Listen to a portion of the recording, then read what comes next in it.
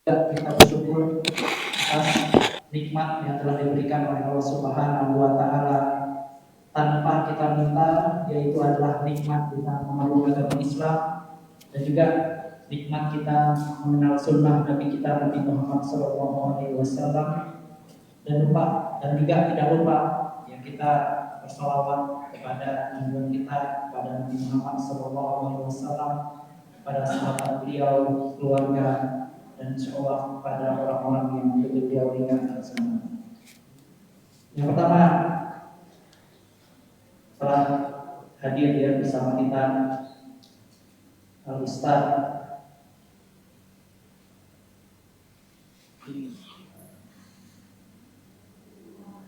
telah hadir dia bersama kita di sini Ustaz Ali Yuslan. Ali ya Mas Yuslan. Ustaz Ali Yuslan Dahda SPD Hafizahullah Ta'ala, yang mana beliau merupakan alumnus dari Stay Ali Abi Tholib dari Surabaya dan juga merupakan pengajar sekaligus pembina di Pondok Pesantren Al-Ihsan Mentok. Dan beliau juga telah bersama kita dan nanti beliau akan memberikan kajian ilmu kepada kita. Ya, semoga kita nanti bisa mengambil faedah apa yang disampaikan oleh beliau. Ya, semoga nanti apa yang bisa disampaikan beliau bisa kita terapkan di kehidupan kita sehari-hari insyaallah. Yang pertama yang ingin kami sampaikan juga kepada para jamaah yang hadir, yang agar bisa untuk menjaga adab-adab dalam menuntut ilmu, ya bagi para bapak-bapak atau ibu-ibu yang mempunyai membawa anak untuk harus dikondisikan, ya, sehingga nanti tidak mengganggu jalannya kajian, ya, sehingga kajian kita bisa berjalan dengan tertib dan lancar. Dan juga di sini dari DKM juga membuka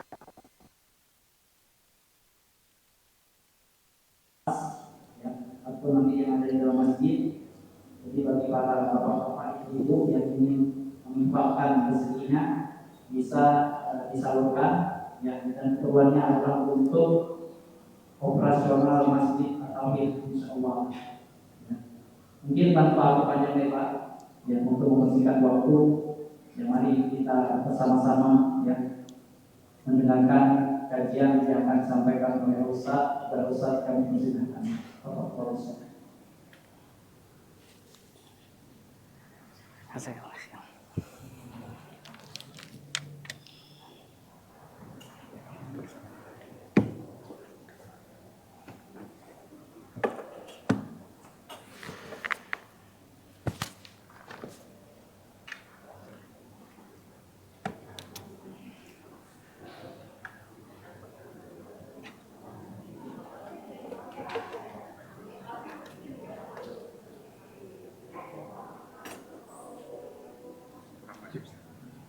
Cukup.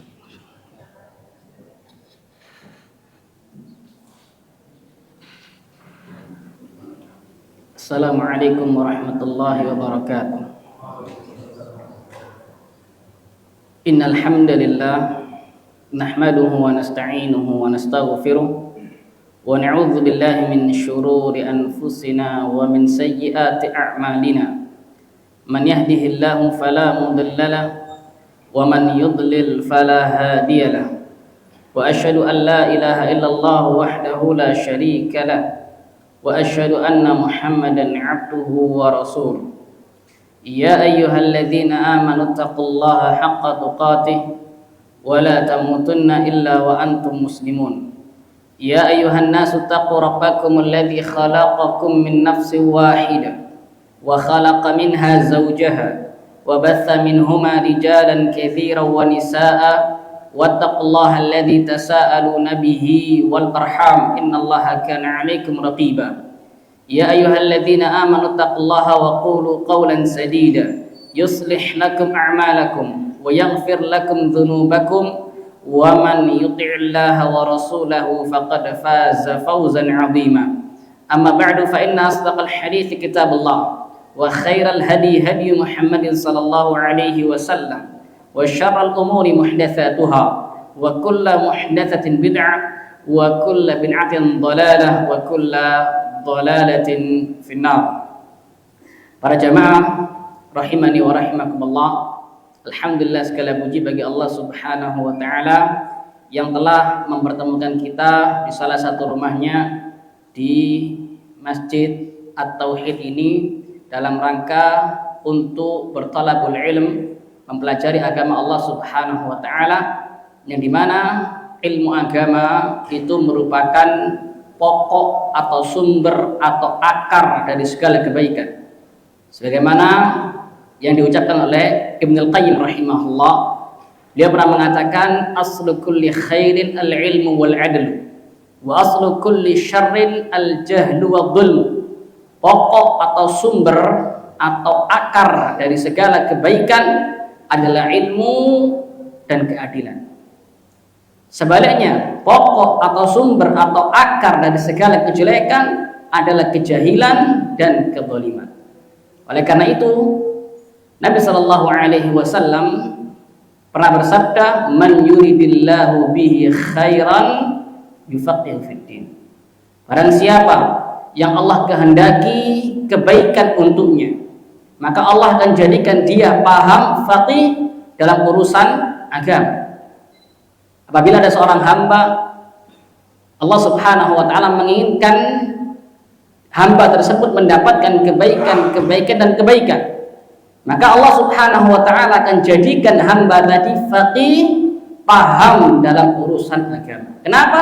Karena sumber dari segala kebaikan adalah ilmu. Tidak mungkin kita bisa mendapatkan kebaikan melainkan dengan jalan apa? Ilmu agama.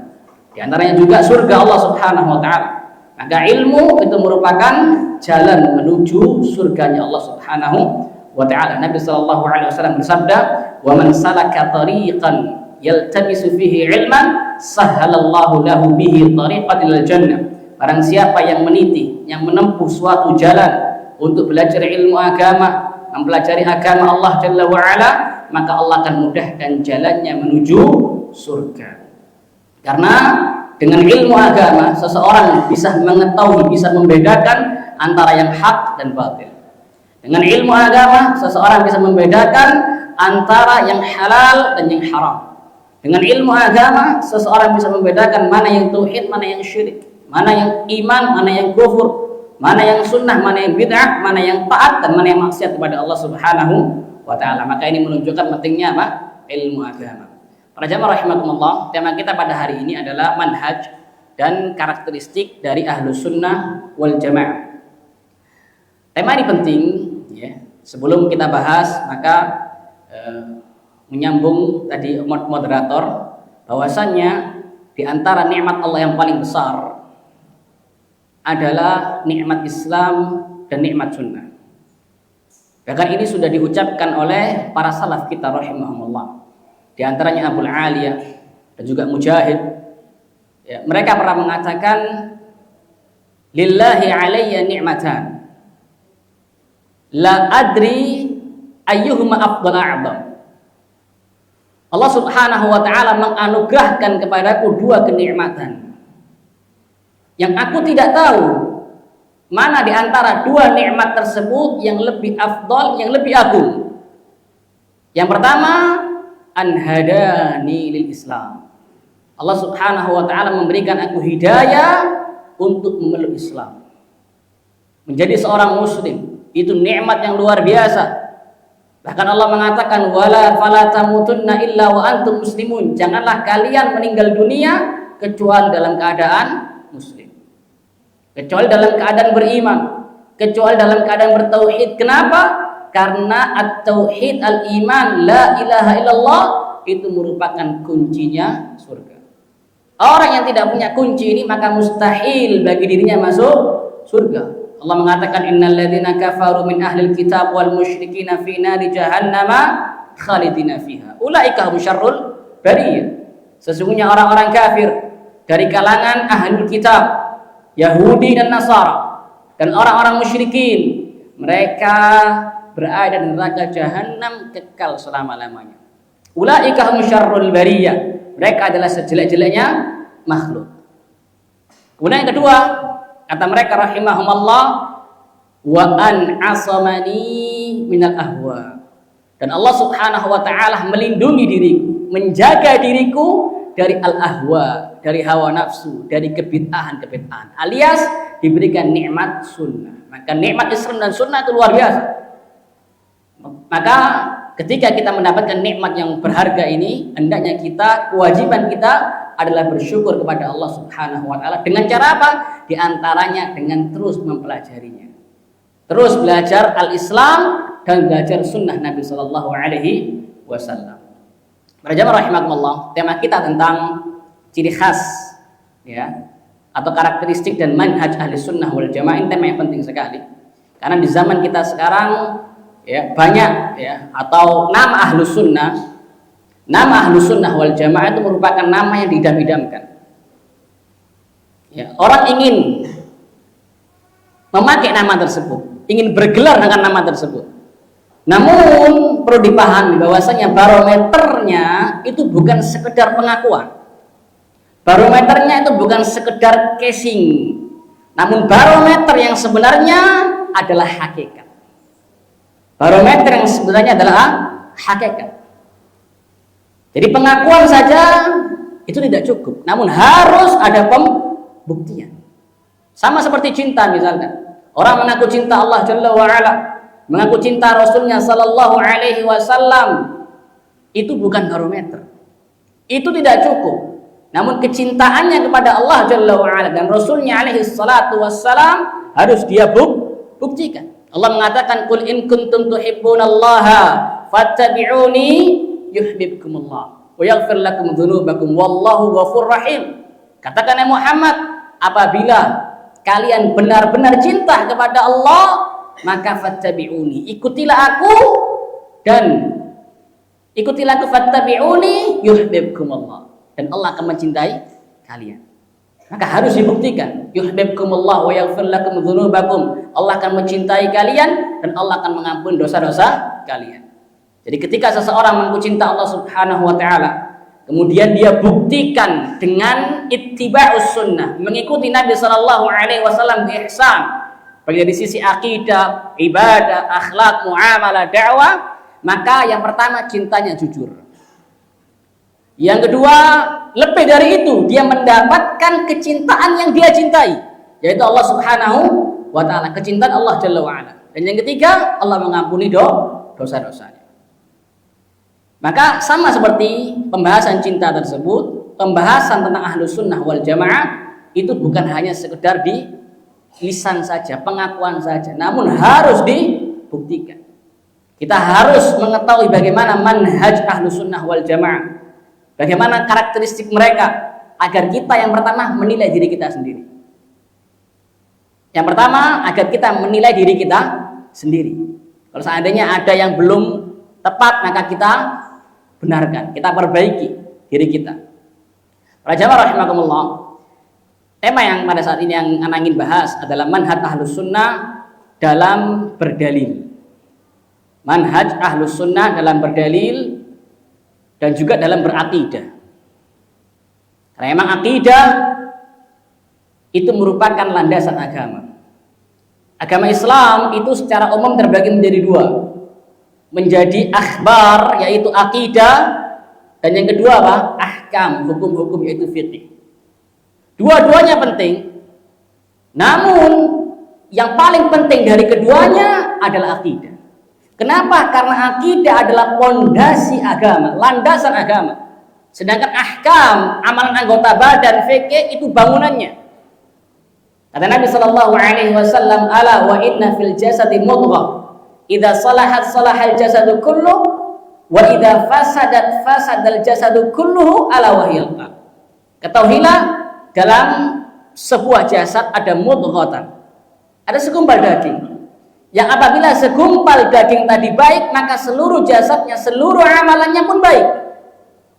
Dan sebaliknya, apabila segumpal daging tadi rusak, na'udzubillah min dzalik, maka seluruh jasadnya, seluruh amalannya pun akan rusa ala wahyal qalb. Ketahuilah segumpal daging tadi adalah al-qalb, hati. Dan hati adalah tempatnya akidah. Maka hadis ini menunjukkan bahwasanya akidah itu merupakan landasan agama. Landasan agama, ada keterkaitan erat antara batin dan lahir seseorang. Maka kalau kita ingin baik amalannya, hendaknya kita memperbaiki hati kita. Ya, maka tema kali ini anak ingin membahas tentang manhaj ahli sunnah wal jamaah dalam berdalil dan juga dalam berakidah. Yang pertama, manhaj mereka yang pertama adalah, ini anak ambil dari kitab An-Nubat ala Syarhi Sunnah lil Barbahari, karangan Syekh Abdullah Al-Ubailan hafizahullah taala, salah seorang ulama masyayikh salafiyin di Arab Saudi sana. Kata beliau, manhaj ahlus sunnah wal jamaah dalam berdalil yang pertama adalah al-i'tisamu bil kitabi was sunnati wa hasrut talaqqi li ahkamid dini usulihi wa furu'ihi fi hadzal masdar. Kata beliau, manhaj yang pertama adalah ahlus sunnah wal jamaah senantiasa berpegang teguh dengan Al-Quran dan sunnah. Masdar, rujukan mereka dalam beragama, baik dalam sisi akidah maupun dari sisi ibadah fikih, sumber mereka Al-Quran wa sunnah. Mereka hanya mengambil usuluddin, perkara-perkara akidah, dan juga furu'uddin, cabang-cabangnya, perkara-perkara fikih misalnya, dari sumber ini, Al-Quran dan sunnah. Kemudian kata Syekh, wa an yuraddal khilafu ilaihima inda tanazu'. Dan ahlu sunnah wal jamaah bermanhaj, bermetode. Manhaj itu metode. Ketika mereka berselisih, ketika mereka berbeda pendapat, terjadi perselisihan di antara mereka tentang masalah akidah misalnya, atau mungkin tentang masalah ibadah, tentang masalah hukum dan lain sebagainya, maka prinsip mereka mengembalikan perselisihan tersebut kepada Al-Quran dan Sunnah. Mereka rujuk kepada Al-Quran dan Sunnah, bukan rujuk kepada orang-orang tertentu, bukan rujuk kepada ustadz-ustadz tertentu, bukan rujuk kepada syekh-syekh tertentu, bukan rujuk kepada imam-imam tertentu, bukan rujuk kepada madhab tertentu, namun mereka rujuk kepada Al-Quran dan Sunnah. Nah kata Syekh, wa alla yu'arada bi syai'in minal mu'aradat, la bimaqulin wala ra'yin wala qiyasin wala dhuqin wala bujdin wala mukasyafatin wala manamin wala ghairi dzalik. Dan di antara konsep, di antara manhaj, di antara metode ahlus sunnah wal jamaah dalam berdalil bahwasannya Al-Quran dan sunnah tidak boleh ditentang dengan sesuatu apa. Tidak boleh ditentang, tidak boleh dibantah, tidak boleh ditolak dengan sesuatu apapun. Baik itu dengan akal kita, atau dengan ucapan syekh fulan, ucapan imam fulan, pendapat madhab ini, atau ditentang dengan perasaan, ditentang dengan kias, haram. Maka ini prinsip yang berharga. Jadikan manhaj ini manhaj beragama. Berpegang teguh dengan Al-Quran dan Sunnah.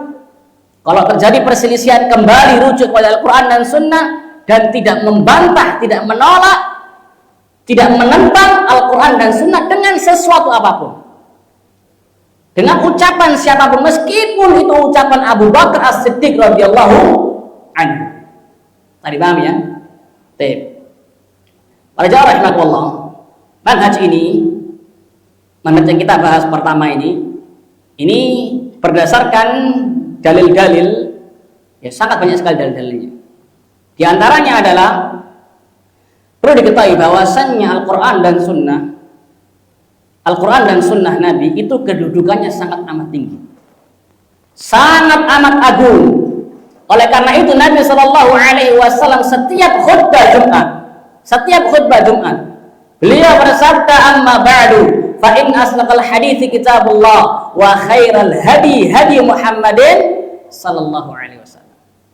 Sesungguhnya sebaik-baik ucapan, sejujur-jujurnya ucapan adalah kitabullah, Al-Qur'an yang menunjukkan keagungan Al-Qur'an.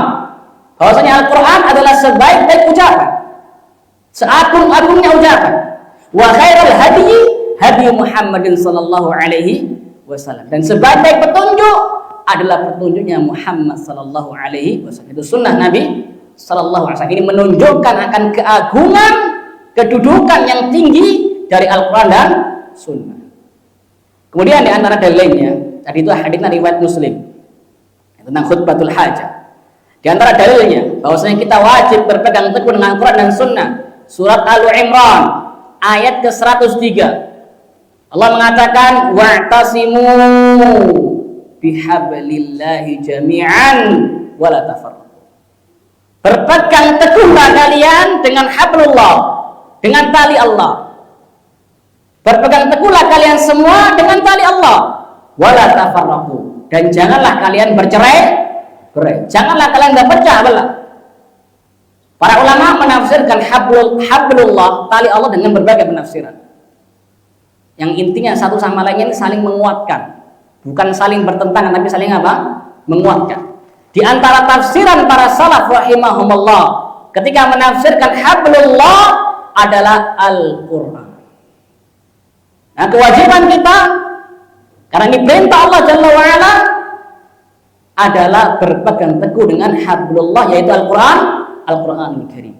Dan juga sunnah Nabi sallallahu alaihi wasallam. Karena apa? Karena Al-Qur'anul Karim memerintahkan kita untuk berpegang teguh dengan sunnah Nabi sallallahu alaihi wasallam. Wa ma atakumur rasulu fakhudhuhu wa ma nahakum anhu fantahu. Apa yang Rasul ajarkan, apa yang Rasul bawa, maka fakhudhuhu, ambil. Wa ma nahakum anhu fantahu. Dan apa yang Rasul larang, maka apa? Berhentilah. Saya dipahami ya? Dan dalil lainnya yaitu surat Al-Baqarah ayat 170. Ketika Allah Subhanahu wa taala mencela, ini ayatnya tentang celaan kepada orang-orang musyrikin.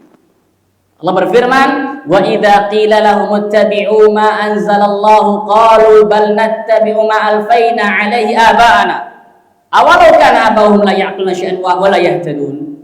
Kata Allah Subhanahu wa taala, apabila dikatakan kepada orang-orang musyrikin jahiliyah, ittabi'u ma anzalallah, ikutilah. Kita dalam beragama ini diperintahkan untuk mengikuti apa-apa yang Allah turunkan. Ittabi'u ma anzalallah, ikutilah apa-apa yang Allah turunkan, yaitu wahyu Allah Jalla wa'ala. Ikutilah wahyu Allah, yaitu Al-Quran dan Sunnah. Wahyu Allah, Al-Quran dan Sunnah. Sunnah Nabi Sallallahu Alaihi Wasallam juga wahyu Allah. Karena Allah berfirman, wa ma yantiqu 'anil hawa in huwa illa wahyun yuha. Tidaklah Muhammad sallallahu alaihi wasallam berbicara dari hawa nafsunya, melainkan itu adalah wahyu yang Allah wahyukan kepada beliau sallallahu alaihi wasallam.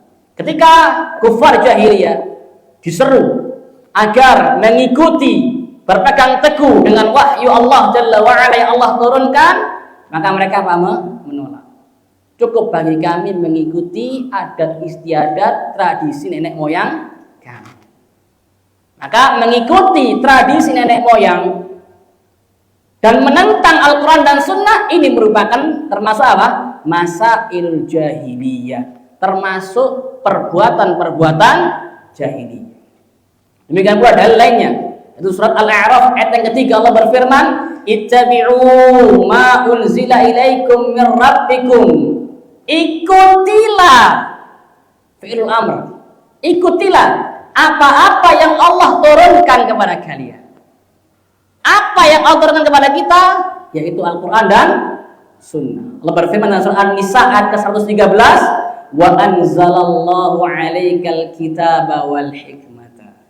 Allah menurunkan kepada engkau Muhammad Alkitab was Sunnah. Inilah yang Allah turunkan dan inilah yang wajib kita ittiba kepadanya, yaitu Al-Quran dan Sunnah. Karena keduanya itu diturunkan dari Allah Subhanahu wa taala. Karena keduanya adalah wahyu Allah Subhanahu wa taala yang tidak mungkin apa? tidak mungkin salah dan pasti benar. Allah berfirman, Al-haqqu mir rabbika. Kebenaran itu datangnya dari Rabbmu. Yaitu yang ada pada Al-Quran dan Sunnah Nabi Sallallahu Alaihi Wasallam. Maka seorang Muslim, seorang ahlu sunnah wal jamaah harus bermanhaj, punya konsep, punya prinsip dalam masalah agama, baik dari sisi akidah maupun fikih. Dia wajib berpegang teguh dengan Al-Quran dan Sunnah Nabi Sallallahu Alaihi Wasallam. Kenapa? Karena keduanya wahyu Allah. Karena keduanya diturunkan dari Allah Subhanahu wa Ta'ala. Karena keduanya lah yang namanya al-haq. Selain keduanya pasti batil. Famada ba'dal haqqi illa dhalal. Dan tidaklah yang setelah kebenaran melainkan apa? Melainkan kesesatan. Kemudian tadi disampaikan juga oleh Syekh bahwasanya ketika kita mengalami perselisihan, perbedaan pendapat misalnya, maka kewajiban kita apa? Rujuk kepada Al-Quran dan Sunnah. Bukan taklid buta kepada orang tertentu. Bukan taklid buta kepada ulama tertentu, namun rujuk kepada Al-Quran dan Sunnah. Apa dalilnya? Allah berfirman, fa in tanaza'tum fi syai'in farudduhu ila Allahi war Rasul in kuntum tu'minuna billahi wal yaumil akhir. Dzalika khairun wa ahsanu ta'wila. Kata Allah Subhanahu wa Ta'ala, apabila kalian berselisih, berbeda pendapat tentang sesuatu apapun.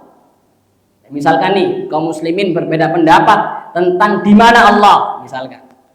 Ada yang mengatakan Allah beristiwa di atas arsy. Ada yang mengatakan Allah di mana-mana. Ada yang mengatakan Allah tidak di luar, tidak di dalam. Ada yang mengatakan Allah di hatiku. Banyak pendapat mereka. Mereka berselisih pendapat. Kewajiban kita apa? Buka lagi Al-Quranul Karim. Kewajiban kita apa? Buka lagi hadis Nabi Sallallahu Alaihi Wasallam, Sahih Bukhari, Sahih Muslim, Sunan Abi Dawud. Buka lagi. Ketika kita buka, misalkan kita baca Ar-Rahman 'alal arsy istawa. Ar-Rahman, Allah, Zat yang Maha Pengasih, Maha Penyayang, berada tinggi di atas arsy-Nya. Maka yang kita benarkan adalah pendapat yang mengatakan Allah berada tinggi di atas arsy. Kenapa? Karena sesuai dengan Al-Quran. Cari paham ya? Baik. Allah mengatakan fa in tanaza'tum fi syai'in farudduhu ila Allahi war Rasul. Apabila kalian berselisih tentang sesuatu permasalahan, maka kembalikan kepada Allah, yaitu Al-Quranul Karim, dan kembalikan kepada Rasul alaihi salatu wassalam, yaitu sunnah beliau sallallahu alaihi wasallam. In kuntum tu'minuna billahi wal yawmil akhir. Jika kalian benar-benar beriman kepada Allah dan hari akhir. Allah menjadikan perangai, Allah menjadikan sifat senantiasa rujuk kepada Al-Quran dan Sunnah, termasuk sifat orang yang betul-betul kuat keimanannya kepada Allah dan hari akhir. Saya dipaham ya? Ketika dia beriman kepada hari akhir misalnya, ya, dia meyakini bahwasannya kelak dia akan dihisab. Dan di antara pertanyaan hisab adalah pertanyaan tentang ittiba'nya dia kepada Nabi Sallallahu Alaihi Wasallam. Allah berfirman, wa yauma yunadihim fayaqulu madza ajabtumul mursalin. Atau sebelum hari kiamat di alam barzakh, ya, kita akan ditanya tentang apa? Man nabiyuka. Siapa nabi? Kita tidak ditanya man ustaduka, siapa ustadmu, enggak. Man syekhuka, siapa syekhmu, tidak. Man madhabuka, tidak. Tapi man nabi, siapa nabi? Di alam barzakh itu sudah. Di hari kiamat juga kita ditanya tentang ittiba. Allah berfirman, wa yauma yunadihim fayaqulu ma ajabtumul mursalin. Pada hari di mana Allah menyeru mereka, Allah bertanya kepada mereka, mada ajabtumul mursalin. Apa jawaban kalian kepada para rasul? Apakah kalian membenarkan mereka dan mengikuti mereka, ataukah justru kalian mendustakan mereka dan menyelisih mereka? Kalau seandainya kita menyelisih seluruh penduduk bumi, namun kita ittiba kepada Nabi kita yang mulia Muhammad alaihi salatu wassalam, maka selamat kita. Namun sebaliknya, kalau kita menyelisih beliau alaihi salatu wassalam demi untuk mengejar ridha manusia, waliyadzubillah, akan celaka. Kemudian para jamaah rahimakumullah, di antara manhaj lainnya tadi, bahwasannya kita tidak boleh menentang, tidak boleh menolak, tidak boleh membantah Al-Quran dan Sunnah dengan sesuatu apapun. Ya, Anda sebutkan kisah Abdullah bin Abbas radhiyallahu anhu. Ketika beliau ditanya oleh seseorang tentang sebuah permasalahan fikih, tentang sebuah permasalahan fikih itu haji. Ya. Kemudian Abdullah bin Abbas menjawab pertanyaan tadi dengan hadis. Bahwasanya Nabi Shallallahu Alaihi Wasallam melakukan haji tamattu. Maka orang yang bertanya membantah, menyanggah, menolak hadis tersebut dengan ucapan Abu Bakar dan Umar radhiyallahu anhu. Dia mengatakan, qala Abu Bakar wa Umar. Tapi Abu Bakar dan Umar melarang. Maka antum lihat, perhatikan, cermati jawaban Abdullah bin Abbas radhiyallahu anhu yang dididik di atas sunnah Nabi alaihi salatu wasallam. Beliau mengatakan, yushiku an tanzila alaikum hijaratun minas sama. Hampir-hampir kalian dihujani batu, diadab dengan hujan batu. Kenapa? Karena aku menyampaikan hadis Nabi, wa taquluna qala Abu Bakar wa Umar. Namun kalian bantah, kalian sanggah dengan ucapan Abu Bakar dan Umar. Coba untuk bayangkan, Abu Bakar dan Umar radhiyallahu anhum. Siapa mereka berdua? Mereka berdua adalah manusia terbaik setelah para nabi dan para rasul alaihi wassalatu wassalam. Mereka berdua dijamin masuk surga.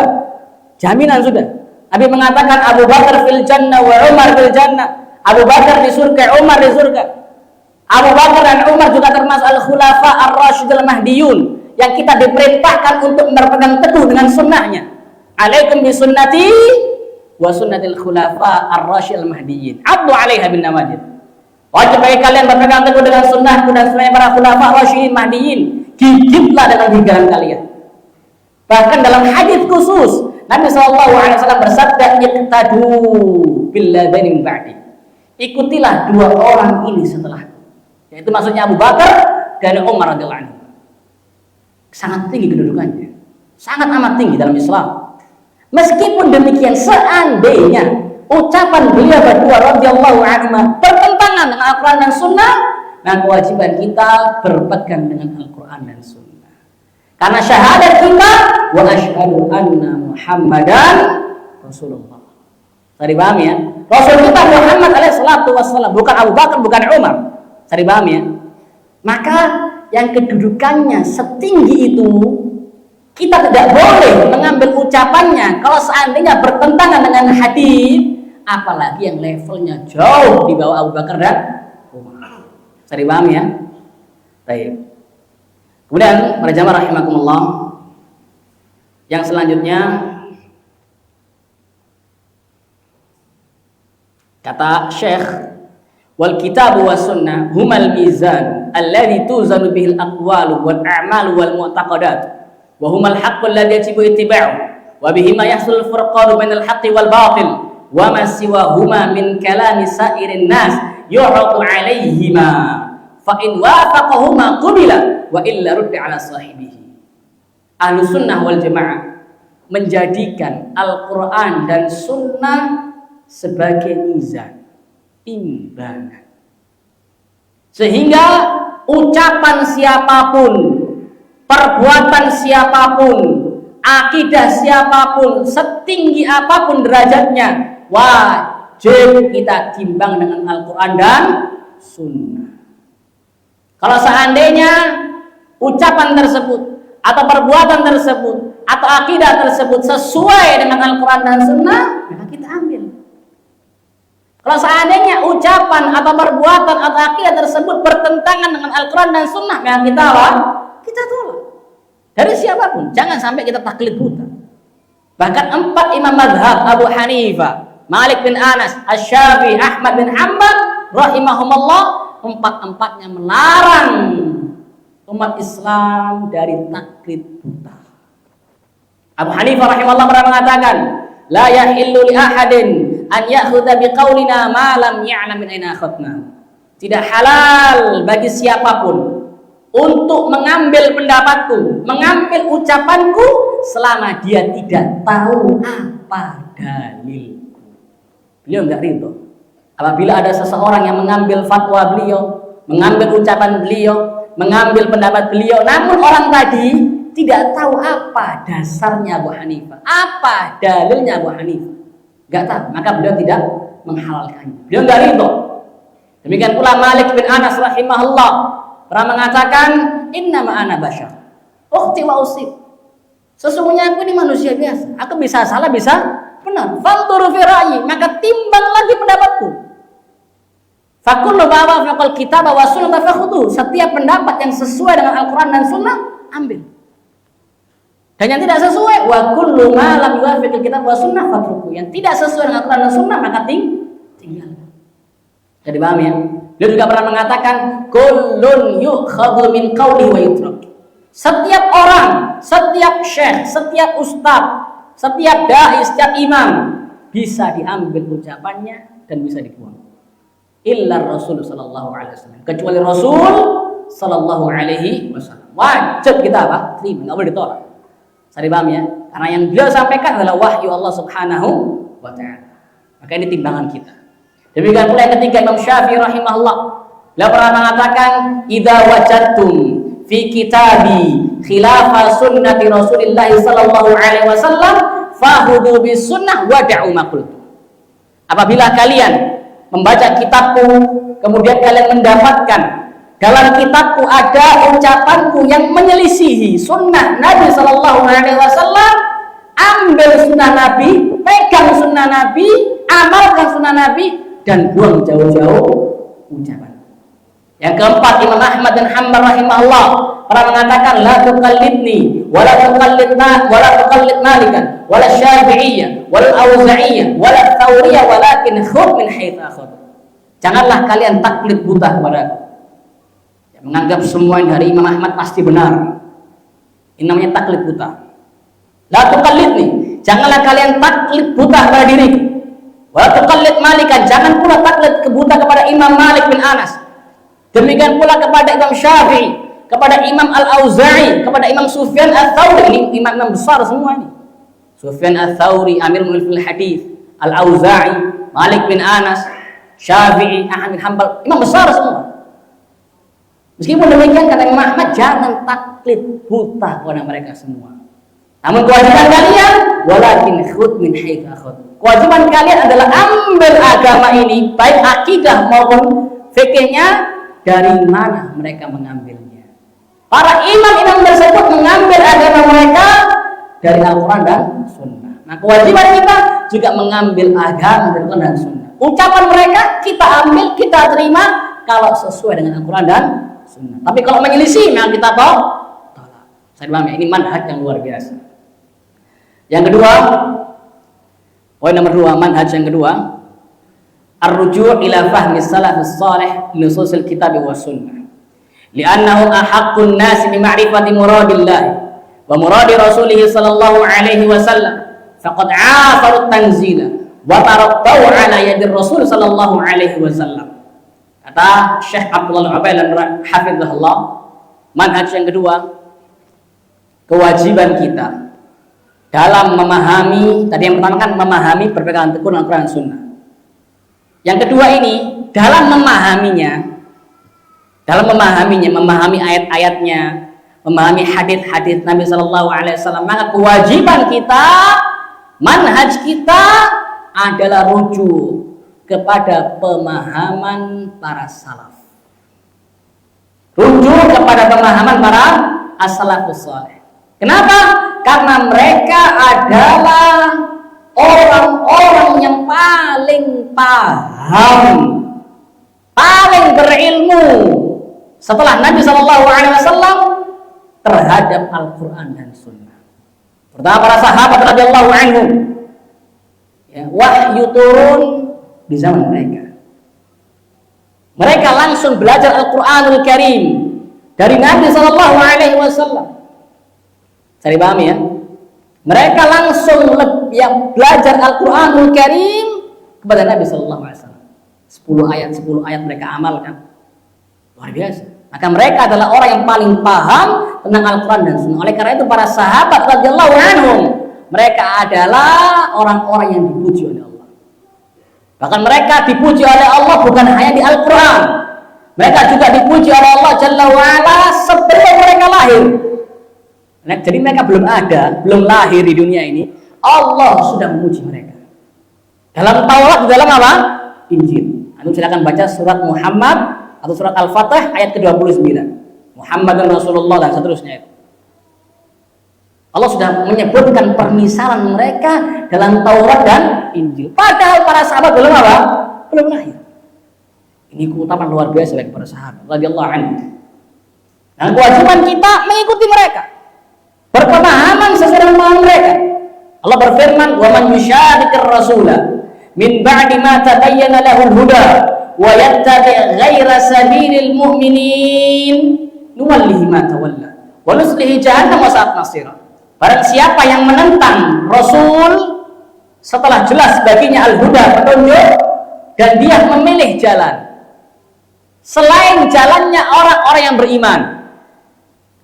Yang dimaksud dengan orang-orang beriman pertama kali dalam ayat ini adalah para sahabat. Karena ayat ini turun di zaman mereka, maka mereka lah yang dimaksud dengan orang-orang beriman yang pertama kali. Barang siapa yang menentang Rasul alaihi salatu wassalam dan dia memilih jalan selain jalannya para sahabat, bermanhaj dengan selain manhajnya para sahabat, berpemahaman dengan selain pemahaman para sahabat, maka Allah ancam. Jangan sama Allah. Ini bukan dosa kecil ini, dosa besar. Sampai-sampai Allah mengancamnya. Apa ancamannya? Nuwallihi ma tawalla. Kami palingkan dia kemana dia berpaling. Kami sesatkan dia kemana dia tersesat. Wa nuslihi jahannam, dan kami akan masukkan dia ke neraka jahannam waliyadzubillah. Wasat masira, dan jahannam adalah sejelek-jelek tempat kembali. Demikian pula Allah berfirman dalam surat At-Taubah ke-100, was-sabiqunal awwalun minal muhajirin wal ansar walladzina tabauhum bi ihsan radhiyallahu anhum wa radu'an, dan seterusnya. Allah berfirman, orang-orang yang terdahulu lagi pertama-tama masuk Islam dari kalangan muhajirin dan dari kalangan ansar, yaitu para sahabat radhiyallahu anhum, dan orang-orang yang mengikuti mereka bi ihsan, orang-orang yang mengikuti para sahabat bi ihsan, ada kata bi ihsan, dengan baik. Maksudnya apa kata para ulama? Secara totalitas, akidahnya ikut sahabat, ibadahnya ikut sahabat, akhlaknya ikut sahabat, muamalahnya ikut sahabat. Ini bi ihsan. Maka apa balasannya, pahalanya? Allah ridha kepada mereka, dan mereka pun ridha kepada Allah, dan Allah siapkan untuk mereka surga-surga yang mengalir di bawahnya sungai-sungai. Itulah dzalikal fawzul adzim. Itulah kemenangan yang sangat amat. Demikian pula Nabi SAW ketika bersabda tentang iftiraqul ummah, perpecahan umat. Bahwasanya umat Islam akan terpecah belah menjadi 73 kelompok. 72 terancam neraka, 1 selamat. Ditanya siapa yang selamat ya Rasulullah? Beliau menjawab al-jamaah. Dalam riwayat lain, siapa al-jamaah tadi? Ma'ana alaihi washabi, yaitu orang-orang yang berada di atas ajaranku dan ajaran para sahabat radhiyallahu anhu. Maka ini kewajiban kita dalam memahami Al-Quran dan Sunnah. Jangan pakai akal-akalan, tapi rujuk kepada pemahaman para sahabat radhiyallahu anhu, karena mereka yang lebih paham. Abdullah bin Mas'ud radhiyallahu anhu pernah mengatakan, "Man kana minkum muta'assiyan falyata'assa bi ashabi Muhammad sallallahu alaihi wasallam." Barang siapa di antara kalian ingin menjadikan suri tauladan, maka hendaknya dia menjadikan para sahabat Muhammad sallallahu alaihi wasallam sebagai suri tauladan. Kenapa? Fa innahum kanu abarra hadhihi ummati quluban wa a'maqaha ilman wa aqallaha takallufan wa aqwamaha hadiyan wa ahsana halan. Karena para sahabat radhiyallahu anhum, mereka adalah orang yang paling baik hatinya. Yang pertama, paling baik hatinya mereka. Saya dipahami ya. Oleh karena itu, kalau seandainya di antara kita ada yang berinfak, bersedekah sebesar gunung Uhud kata Nabi Shallallahu Alaihi Wasallam, maka itu tidak bisa menandingi infaknya, sedekahnya sahabat, walaupun 1 mud atau setengah mud. Misalnya ada seorang sahabat yang bersedekah makanan pokok 1 mud atau setengah mud, Kemudian di antara kita ada yang bersedekah emas sebesar gunung Uhud. Kalau dari sisi nilai yang menang emas, tapi di sisi Allah Jalla wa Ala yang lebih besar adalah sedekahnya, infaknya para sahabat. Kenapa? Karena hati mereka. Hati mereka. Itu yang menjadikan amalan bisa apa? Besar pahalanya. Mereka adalah orang-orang yang paling baik hatinya dari umat ini. Yang paling dalam ilmunya tentang Al-Quran dan Sunnah. Yang paling sedikit membebani diri. Yang paling lurus petunjuknya. Dan yang paling baik keadaannya. Kata Abdullah bin Mas'ud, qauman. Mereka adalah sebuah kaum, sekelompok orang, ikhtarahumullahu ta'ala li suhbati nabiyyi sallallahu alaihi wasallam. Yang Allah pilih untuk menemani nabinya sallallahu alaihi wasallam. Untuk menemani nabinya sallallahu alaihi wasallam. Fa'rifu lahum fadlahum. Maka kenalilah, pelajarilah keutamaan-keutamaan para sahabat agar kita cinta kepada mereka. Ajarkan juga kepada anak-anak kita agar mereka cinta kepada para sahabat, agar mereka menjadikan para sahabat sebagai suri tauladan. Wattabi'uhum fi atharihim, dan ikutilah jejak-jejak para sahabat. Berpemahamanlah sesuai dengan pemahaman mereka. Kenapa? Fa innahum kanu 'alal hudal mustaqim. Karena mereka para sahabat berada di atas as-sirat al-mustaqim. Oleh karena itu Imam Ahmad rahimahullah dalam kitab akidah beliau yang berjudul Ushulus Sunnah, di awal kitab beliau berkata, Ushulus Sunnah indana at-tamassuku bima kana alaihi ashabu Rasulillah sallallahu alaihi wasallam wal iqtida'u bihim. Prinsip akidah kami adalah berpegang teguh dengan ajaran para sahabat Rasulullah sallallahu alaihi wasallam dan mengikuti mereka. Imam Ahmad rahimahullah tidak memulai dengan berpegang teguh dengan Al-Quran dan Sunnah. Tapi beliau langsung memulai dengan berpegang teguh dengan ajaran para sahabat. Kenapa? Karena inilah jurang pemisah antara ahli sunnah dengan ahli bid'ah. Jurang pemisah antara ahli sunnah dengan ahli bid'ah adalah memahami Al-Quran dan Sunnah adalah kalau ahli sunnah rujuk kepada para sahabat. Tapi kalau ahli bid'ah mereka rujuk kepada akal mereka. Pakai akal. Ada kelompok penuhan akal, menimbang dalil dengan akal. Kalau nggak masuk akal ditolak, waliyadzubillah. Atau mereka rujuknya kepada imam-imam mereka, waliyadzubillah. Maka ini penting. Ini jurang pemisah antara ahli sunnah dengan ahli bid'ah. Demikian pula Al-Imam Al-Auza'i pernah mengatakan, al-ilmu ma ja'a an ashabi Muhammad sallallahu alaihi wasallam. Wa ma lam yaji' an wahidin minhum falaysa bi'ilm. Kata Imam Al-Auza'i rahimahullah, ilmu agama yang hak, ilmu agama yang hakiki, ilmu agama yang benar adalah sebuah ilmu agama yang dibawa, yang diajarkan oleh para sahabat radhiyallahu anhu. Dan sebuah ilmu, jika dia dikatakan ilmu agama Islam, namun tidak ada satupun para sahabat yang mengajarkannya, tidak ada satupun para sahabat yang membawanya, falaysa bi'ilm, maka kita harus yakin itu bukan ilmu agama. Namun itu merupakan ad-dhalal, kesesatan. Karena Allah mengatakan famadza ba'dal haqqi illa ad-dhalal, tidaklah yang setelah kebenaran melainkan apa? Kesesatan. Baik, itu yang poin nomor 2. Poin nomor 3. Manhaj ketiga, annahum yaltazimuna an-nassa wa yadrahuna at-tawila.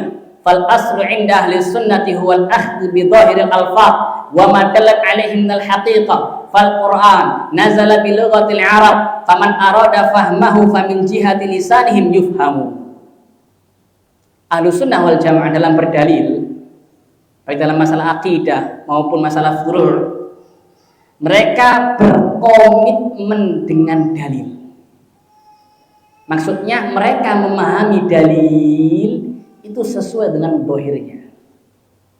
Sesuai dengan apa? Dohirnya. Dan mereka tidak menggunakan takwil, menggunakan tahrif takwil, tafsir yang batil, menyelewengkan makna yang asli kepada makna yang batil. Saya dipahami, itu namanya takwil. Paham ya? Kenapa demikian? Karena Al-Quranul Karim Itu turun dengan bahasa apa? Bahasa Arab. Bilisanin Arabiyyin mubin, dengan bahasa Arab yang jelas. Nah, kalau antum ingin memahami Al-Qur'anul Karim, ya melalui bahasa apa? Bahasa Arab yang dikenal oleh orang-orang fasih sejak zaman dahulu. Bisa dipahami ya? Dan jangan pakai takwil. Bisa dipahami? Contoh, Nabi SAW bersabda, yanzilu Rabbuna tabaraka wa ta'ala, atau sebelum itu Allah berfirman, ya iblisu ma mana'aka an tasjuda lima khalaqtu biyadayya. Wahai iblis, apa yang mencegahmu apa yang menghalangimu untuk sujud kepada makhluk yang aku ciptakan biyadayya. Antum kalau buka kata-kata al-yadu, yadun dalam bahasa Arab yang dipahami oleh orang-orang fasih sejak zaman dahulu kala, makna dari yad adalah tangan. Bisa dipahami ya? Maka pahami ayat tersebut sesuai dengan zahirnya. Tangan ya tangan. Sesuai dipahami oleh orang-orang Arab. Jangan ditakwil. Jangan diselewengkan maknanya kepada makna yang batil. Karena ada orang-orang yang mengatakan, oh makna ayat tersebut itu bukan kedua tangan, tapi dengan kedua kekuatanku. Atau dengan kedua kenikmatanku. Ini batil, ini takwil. Dan takwil atau tahrif itu merupakan kelakuannya al-Yahud. Allah mengatakan tentang al-Yahud, yuharrifunal kalima an mawadhi'ihi. Orang Yahudi itu sukanya adalah merubah-rubah firman Allah Subhanahu wa taala. Mentakwil-takwil, mentahrif-tahrif. Demikian pula Nabi sallallahu alaihi wasallam ketika bersabda, yanzilu Rabbuna tabaraka wa ta'ala ila samai dunya hina yabqa thuluthul lail akhir, dan seterusnya. Fayaqul man yas'aluni fa'utiya, dan seterusnya. Kama qala sallallahu alaihi wasallam. Rasulullah bersabda, yanzilu Rabbuna, Rabb kita turun ke langit dunia ketika sepertiga malam terakhir. Hadisnya jelas, yanzilu Rabbuna, Rabb yang turun itu Allah Subhanahu wa taala. Maka pahami hadis ini sesuai dengan zahirnya. Rabb yang turun, Rabb ya Rabb. Bisa dipahami ya? Jangan ditakwil. Karena ada orang yang mengatakan, oh yang turun itu bukan Allah. Maksud hadis tersebut adalah yanzilu malaku rabbina. Yang turun itu malaikatnya Allah. Itu maksudnya. Yanzilu malak, ditambahi malak sama mereka. Atau diganti, yanzilu rahmatu rabbina, tambahi kata-kata rahmah. Yang turun itu rahmatnya Allah, bukan Allah. Ini namanya takwil. Bisa dipahami ya? Takwil. Maka ahlu sunnah wal jamaah dalam berdalil mereka berkomitmen dengan nas, dengan dalil, memahami sesuai zahirnya. Kenapa? Karena Al-Quran turun dengan bahasa Arab. Ya pahami melalui apa? Bahasa Arab. Dan yang kedua, alasan yang kedua, karena Allah Subhanahu wa taala itu lebih paham terhadap firman-Nya. Dan Rasul SAW lebih paham terhadap apa? Hadisnya. Maka orang yang mentakwil, dia secara tidak langsung menuduh al-mutakallim yang berbicara memiliki aib, memiliki 3 aib. Ya, berkaitan dengan hadis tadi ya, Allah turun ke langit dunia. Untuk perhatikan, fokusin agak, fokusin. Nabi mengatakan yanzilu Rabbuna tabaraka wa ta'ala, seterusnya. Rabb kita turun ke langit dunia. Ada orang mengatakan yang turun itu bukan Rabb, tapi ada yang kurang di situ. Seharusnya itu yanzilu malaku rabbina. Seharusnya adalah kata malaikat, karena yang turun itu malaikat, bukan Allah. Atau seharusnya itu yang turun rahmat, yanzilu rahmatu rabbina. Ini takwil. Saya dipahami ya? Nah kita tanya. Baik. Kalau itu yang Anda maksud, kira-kira Nabi Shallallahu Alaihi Wasallam paham tidak takwil tersebut? Saya paham ya. Kira-kira Nabi Shallallahu Alaihi Wasallam paham tidak, mengetahui atau tidak takwil tersebut malak atau rahmat? Kalau dia mengatakan Nabi tidak tahu, Nabi nggak paham, kufur dia, kafir. Berarti menuduh Nabi SAW jahil. Bisa dipahami ya? Kalau dia menjawab, Nabi tahu. Takwilnya itu adalah malakun atau rahmah. Yang turun malaikat atau rahmah. Kita giring mereka ke pertanyaan kedua. Baik. Nabi SAW adalah orang yang paling fasih. Nabi nggak mampu, misalkan. Kufur dia. Saya dipahami? Kufur ini, kufur akbar, kafir dia. Kalau dia mengatakan Nabi mampu mengucapkannya. Yang ketiga, berarti kalau Nabi mampu untuk mengucapkannya dan tidak diucapkan sama Nabi SAW, beliau tetap mengatakan yanzilu rabbuna, yang turun Allah, maka Anda menuduh Nabi SAW mengkhianati risalah Allah. Anda menuduh Nabi SAW tidak tulus dalam berdakwah, tidak tulus memberikan kebaikan kepada kaum muslimin. Maka tidak bisa menjawab. Saya dipahami ya? Ini adalah bahaya takwil. Orang yang mentakwil itu secara tidak langsung menuduh yang berbicara memiliki aib dalam salah satu dari 3 hal ini. Saya dipahami ya? Baik. Poin nomor 4. Yang keempat adalah wa kadzalika la yasta'miluna al-alfadh al-mujmalah allati tahtamilu akthar min ma'na.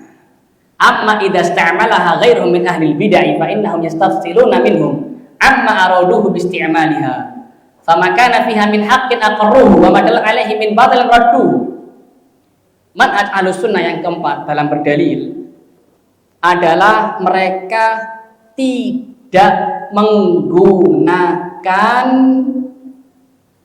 kata-kata atau lafaz-lafaz yang mujmal, yang global, yang multi tafsir, yang mengandung lebih dari satu makna, mengandung makna hak dari satu sisi dan di sisi lain mengandung makna batil. Nah, lafaz yang multi tafsir seperti ini dijauhi oleh Ahlussunnah wal Jamaah. Mereka hanya menggunakan lafaz-lafaz syar'i yang datang dalam Al-Quran dan Sunnah. Karena Allah memerintahkan ittabi'u ma unzila ilaikum min rabbikum. Ikutilah apa-apa yang diturunkan kepada kalian dari Rabb kalian. Maka kewajiban kita mengikuti lafaz-lafaz yang ada dalam 2 wahyu Al-Quran dan Sunnah. Jangan memakai lafaz-lafaz yang mujmal, yang global, yang multi tafsir, yang mengandung 2 makna, satu sisi hak, satu sisi batil. Saya dipahami ya? Adapun kalau seandainya ada ahli bid'ah yang memakai kata-kata mujmal tadi, global, multi tafsir, mengandung 2 makna dan seterusnya, maka sikap Ahlussunnah adalah istifsal, meminta perinciannya, tidak buru-buru menolaknya dan juga tidak buru-buru membenarkannya, tapi minta perinciannya, apa yang Anda maksud. Saya dipahami ya? Anak kasih contoh ini dalam masalah akidah, ini butuh konsentrasi nih ya. Kalau ahli bid'ah atau kita ketika menjelaskan tentang di mana Allah, maka kewajiban kita pakai lafaz syar'i. Katakan Allah fis sama, di atas langit, atau katakan Ar-Rahman al-Arsy istawa, Allah beristiwa di atas arsy. Ini lafaz yang syar'i yang ada dalam Al-Quran atau Sunnah. Dan jauhi lafaz-lafaz selain syar'i ini. Seperti misalkan ada orang mengatakan Allah tidak diarah. Allah tidak diarah, al-jihad, arah. Allah tidak berada di al-jihad, di arah. Nah, kata-kata arah ini mujmal, global, multi tafsir, mengandung lebih dari satu makna. Dari satu sisi mengandung hak, sisi yang lain mengandung apa? Batil. Nah, kalau ada ahli bid'ah berkata kepada kita bahwa Allah tidak berada di arah, kita tanya, apa yang Anda maksud dengan arah? Dia mengatakan, oh, maksud saya dengan arah itu Allah tidak istiwa di atas arsy. Itu maksud saya. Baik. Ketika dia menafsirkan arah bahwasanya Allah tidak istiwa di atas arsy, ini hak atau batil? Batil. Kewajiban kita apa? Menolak. Oh, kalau Anda yang maksud demikian, maka itu batil. Cari paham ya? Kalau dia maksud ana itu Allah tidak di suatu arah yang diliputi oleh arah. Ya, sekarang kita ini di masjid diliputi oleh masjid. Maksud ana Allah tidak di arah itu, yaitu Allah tidak di suatu arah, di suatu tempat yang diliputi oleh tempat tadi. Dan ini makna ini hak atau batil? Itu batil. Hah? Allah tidak diliputi oleh tempat. Hak atau batil? Hah? Hak ini hak. Allah tidak diliputi oleh tempat. Bisa dipahami ya? Baik. Maka kalau Anda maksud demikian, Allah tidak diliputi oleh tempat, iya betul. Bisa dipahami ya? Bisa dipahami ya? Contoh lagi yang kedua biar lebih mudah memahami insyaallah. Dalam masalah Al-Quran, maka kewajiban kita mengikuti lafaz Al-Quran dan Sunnah. Katakan bahwasanya Al-Quran itu kalamullah, firman Allah, ucapan Allah, perkataan Allah, ghairu makhluk, bukan makhluk. Ini lafaz syar'i. Adapun selain lafaz syar'i ini, lafaz-lafaz yang global jauhi, tinggalkan. Namun kalau seandainya ada ahli bid'ah yang memakai lafaz global tadi, tugas kita, kewajiban kita istifsal, meminta perincian. Apa yang Anda maksud?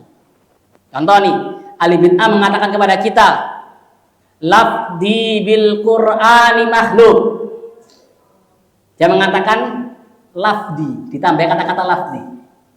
Bacaan Al-Qur'anku makhluk. Ini mujmal. Dari satu sisi mengandung hak, sisi yang lain mengandung apa? Batil. Karena global kata-katanya itu multi tafsir. Kita tanya, apa yang Anda maksud? Oh, maksud ana bacaan Al-Qur'anku adalah makhluk. Maksudnya adalah suara ana, suara qari, gerakan lisannya qari, tinggi rendahnya nada seorang qari, itulah makhluk. Tapi ini hak atau batil? Hak atau batil? Suaranya qari, nadanya qari, itu makhluk, itu hak atau batil? Hak. Makhluk kita ini dan juga sifat-sifat kita itu semuanya makhluk. Kalau dia mengatakan suaranya qari makhluk, kita terima. Iya betul itu memang. Qari itu dan suaranya juga makhluk. Namun kalau dia mengatakan, oh maksud ana adalah bahwasanya ayat-ayat yang terlantun. Ar-Rahman Ar-Rahim misalnya, min syarri ma khalaq misalnya, iyyaka na'budu wa iyyaka nasta'in misalnya, yang dilantunkan ayat-ayatnya, wa ma khalaqul jinna wal insa illa liya'budun. Bisa dipahami ya? Yang dia maksud itu ayat-ayatnya, bukan suara qari, namun ayat-ayatnya yang dibaca itu maksud ana. Ayat-ayat yang dibaca itu makhluk. Baik. Ayat-ayat yang dibaca makhluk itu hak atau batil? Batil. Nah, kewajiban kita mendustakan. Bisa dipahami ya? Jadi tadi itu Ahlussunnah wal Jamaah memakai lafaz-lafaz yang syar'i, menjauhi lafaz-lafaz yang global, yang multitafsir, mengandung lebih dari satu makna. Kalau ada ahli bid'ah yang memakai kata-kata tadi, jangan langsung buru-buru ditolak dan jangan langsung buru-buru dibenarkan. Tapi kewajiban kita istifsal, minta perincian apa yang Anda maksud. Bisa dipahami ya? Baik. Karena kata Imam Ibn Abi Isa Al-Hanafi rahimahullah, wa ta'biru bil alfadhi syar'iyyatin nabawiyyatin ilahiyyati huwa sabilu ahli sunnati wal jamaah. Mengungkapkan atau memakai lafaz-lafaz yang syar'i yang ada dalam hadis, yang ada dalam Al-Qur'anul Karim, huwa sabilu ahli sunnati wal jamaah. Itulah metodenya, manhajnya ahli sunnah wal jamaah. Karena mereka berkomitmen berpegang teguh dengan Al-Quran dan Sunnah. Tadi paham ya? Yang kelima, min manhajihim al-jam'u baina atrafil adillah. Bahwasanya dalam satu bab pembahasan, baik dalam masalah akidah maupun fikih, maka ahlu sunnah wal jamaah itu menjamakkan semua dalil-dalil tentang bab tersebut. Bisa dipahami ya? Ulangi lagi. Ahlussunnah wal jamaah menjamakkan, menggabungkan semua dalil-dalil tentang bab tersebut. Jadi ketika mereka berakidah, mereka mengambil kesimpulan hukum fikih itu bukan hanya berdasarkan satu dalil, bukan. Namun itu berdasarkan penelitian mereka. Mereka mengumpulkan misalkan tentang masalah qadar, takdir. Dikumpulkanlah ayat-ayat tentang qadar, hadis-hadis tentang qadar. Dikumpulkan semua, baru mereka berakidah. Bisa dipahami ya? Bukan hanya ngambil satu dalil, membuang dalil yang lain. Bisa dipahami ya? Contoh nih, saya kasih contoh. Berbeda dengan ahli bid'ah. Ahli bid'ah itu mereka hanya mengambil satu dalil dan membuang dalil yang lain. Contoh tentang di mana Allah. Ada dua ayat. Allah berfirman, ya, bahkan di surat Al-Hadid itu kita buka ayat keempat, bawa mushaf atau HP, kita buka Al-Hadid ayat keempat. Al-Hadid ayat keempat. Ya, surat Al-Hadid ayat keempat. Bentar. Tapi ketemu.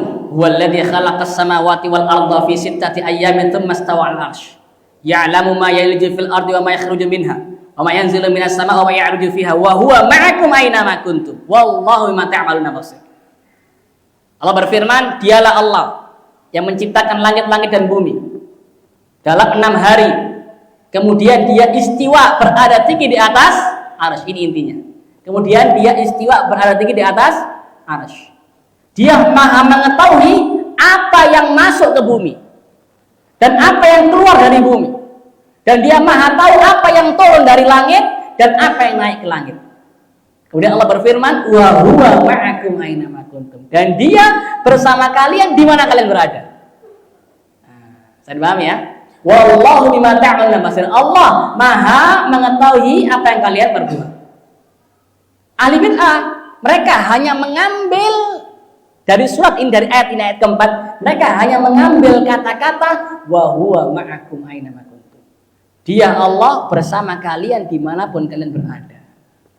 Tapi kata-kata tsumma stawa 'alal 'arsy, Allah beristiwa di atas arsy, ditolak sama mereka. Saya dipahami ya? Beda sama ahlu sunnah. Ahlu sunnah mengambil tsumma stawa 'alal 'arsy dan juga mengambil wa huwa ma'akum aina ma kuntum. Karena yakini bahwasannya Al-Quran itu dari Allah, hadis juga wahyu Allah.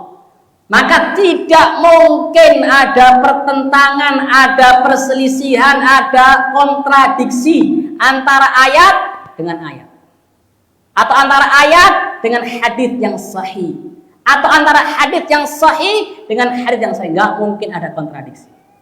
Saya dipaham ya?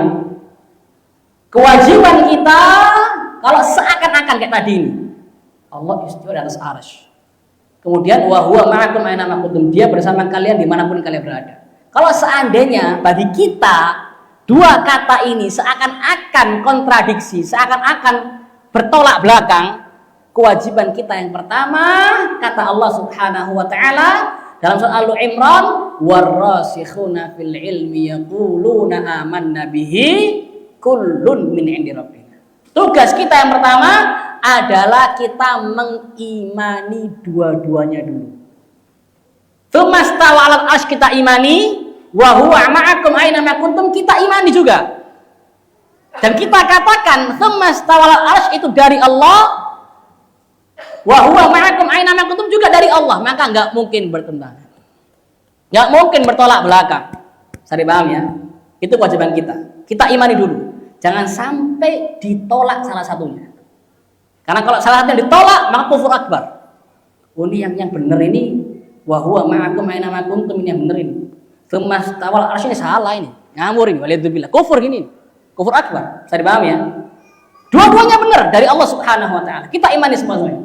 Namun kalau seandainya kita masih belum paham cara menjamakkannya, cara mengumpulkannya gimana, maka fas'alu ahla dzikrin kuntum la ta'lamun. Bertanyalah kepada ahlinya jika kalian tidak mengetahui. Bisa dipahami ya?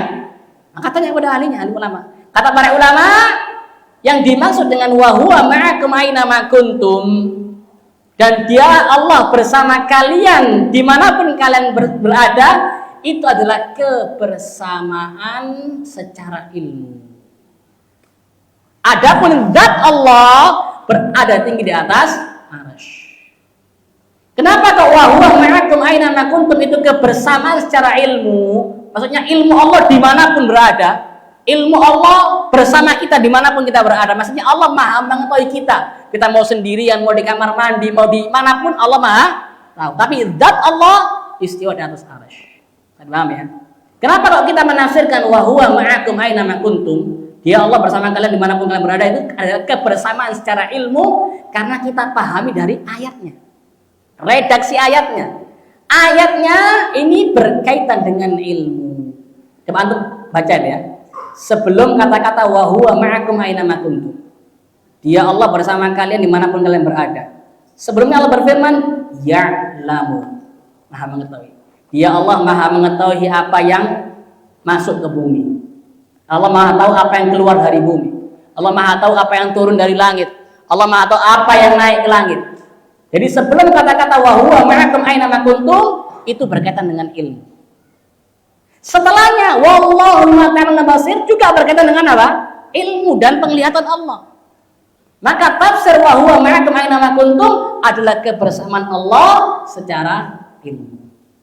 Oleh karena itu Imam Malik rahimahullah mengatakan Allah fis sama, Allah berada tinggi di atas arsy wa ilmuhu fi kulli makan. Tapi ilmunya Allah di setiap tempat.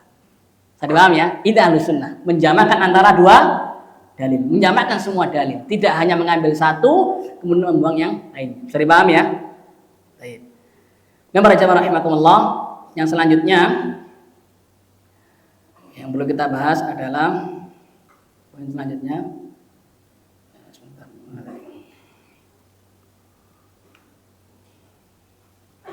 Yang selanjutnya, Ahlus Sunnah wal Jamaah, ya, khususnya dalam masalah akidah ini, berhujjah dengan hadis yang sahih dan tidak membedakan antara hadis yang mutawatir dengan hadis ahad. Kenapa? Karena ahli bid'ah mereka membedakan antara mutawatir dan ahad. Kata mereka, kalau hadis ahad itu tidak boleh dijadikan hujjah dalam akidah. Tidak sah kata mereka. Hadis ahad itu sahnya kalau dijadikan hujjah dalam masalah fikih saja. Kalau akidah nggak boleh kata mereka. Ini batil. Batil. Cari paham ya? Karena Nabi SAW hadis ahad itu yang periwayatannya itu sedikit. Kalau mutawatir itu banyak. Ya, banyak sahabat yang meriwayatkan, banyak tabi'in yang meriwayatkan, banyak atba'ut tabi'in yang meriwayatkan. Tapi kalau hadits ahad itu terkadang satu orang yang meriwayatkan. Terkadang satu orang yang meriwayatkan. Saya paham ya? Kata ahli bid'ah, oleh karena itu hadits ahad tidak boleh dijadikan hujjah, dijadikan dalil dalam masalah akidah. Hadits ahad hanya jadi dalil dalam masalah fikih saja kata mereka. Ini batil. Kenapa? Karena Nabi SAW mengutus para sahabatnya, di antaranya Mu'adz bin Jabal, seorang diri, sendirian nih, ke negeri Yaman untuk mengajarkan agama, baik masalah akidah ataupun masalah apa? Hukum-hukum fikih. Berarti meskipun yang meriwayatkan satu orang, selama orangnya itu thiqah, terpercaya, jujur dan hadisnya sahih, maka sah dijadikan dalil dalam masalah akidah maupun masalah fikih. Bisa dipahami ya? Baik. Kemudian yang selanjutnya, poin selanjutnya adalah at-taslim bima jaa bihil wahyu ma'ita'il aql daurahu al-haqiqiyah. Kewajiban kita yang selanjutnya, manhaj selanjutnya adalah taslim, tunduk, patuh menerima wahyu Allah. Jangan ditentang. Ya, misalkan Allah berfirman tentang nama-namanya, sifat-sifatnya, Allah punya kedua tangan misalkan, maka kita menerimanya. Saya dipahami ya? Dan kita juga memberikan akal ini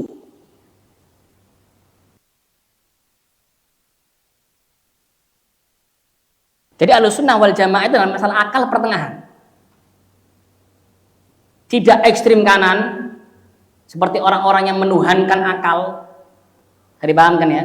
Saya paham ya? Sampai mereka menolak hadis, menolak ayat karena pakai akal. Di antara mereka ada yang menolak azab kubur. Seperti Mu'tazilah. Karena apa? Karena akal. Kata mereka nggak masuk akal. Ya, pada kubur. Coba kita ke kuburan sekarang ini. Buka sama mereka. Digali. Tidak ada apinya ini.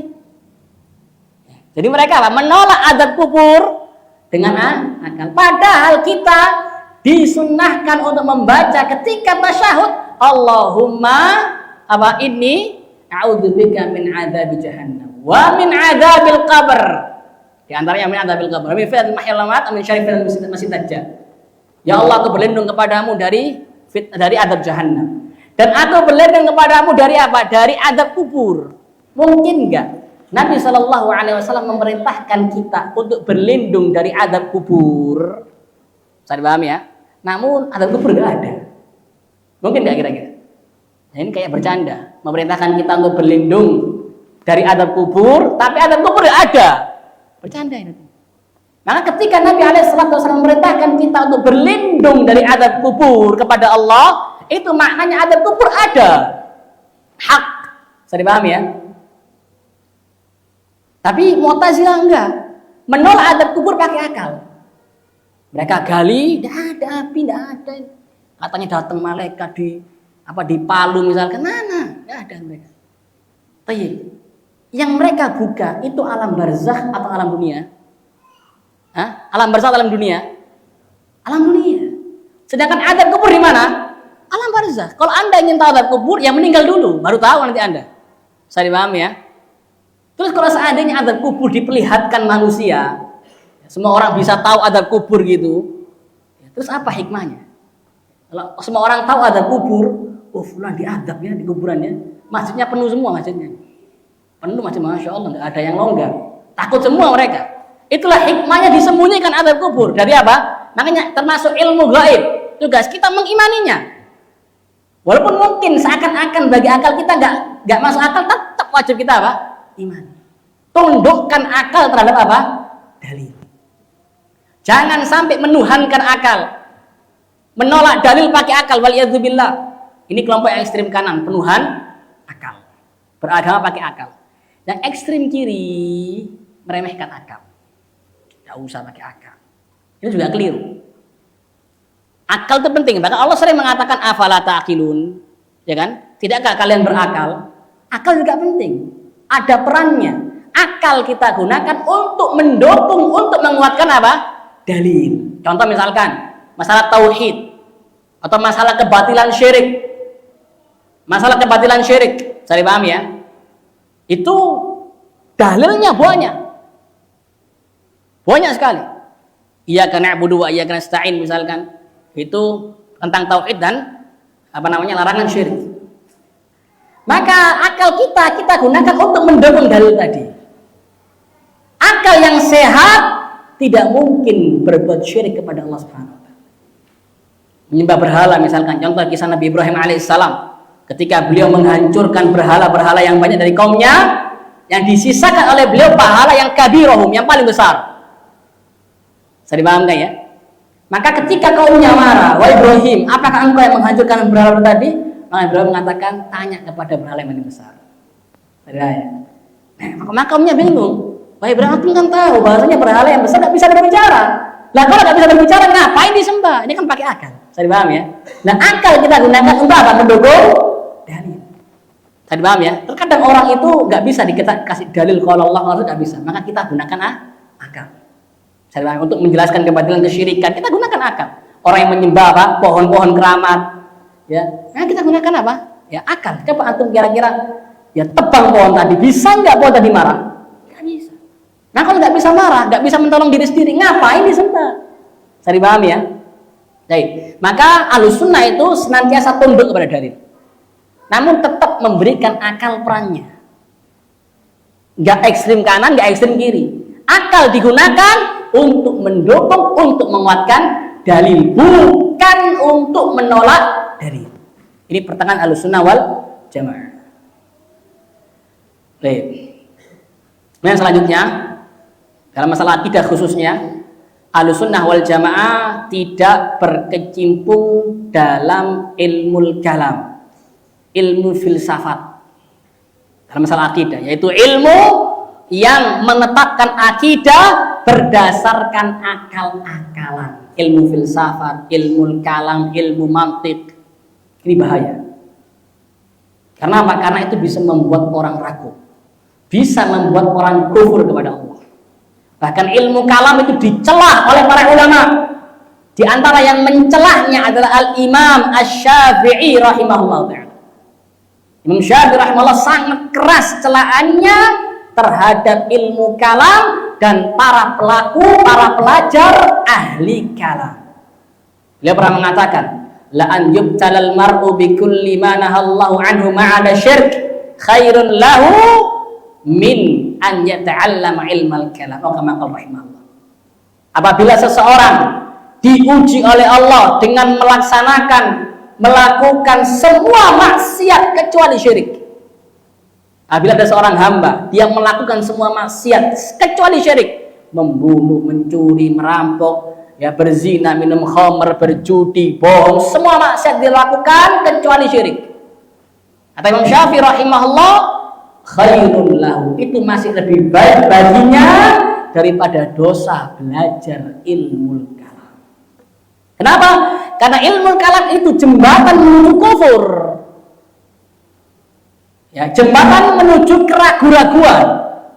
Orang ragu akhirnya.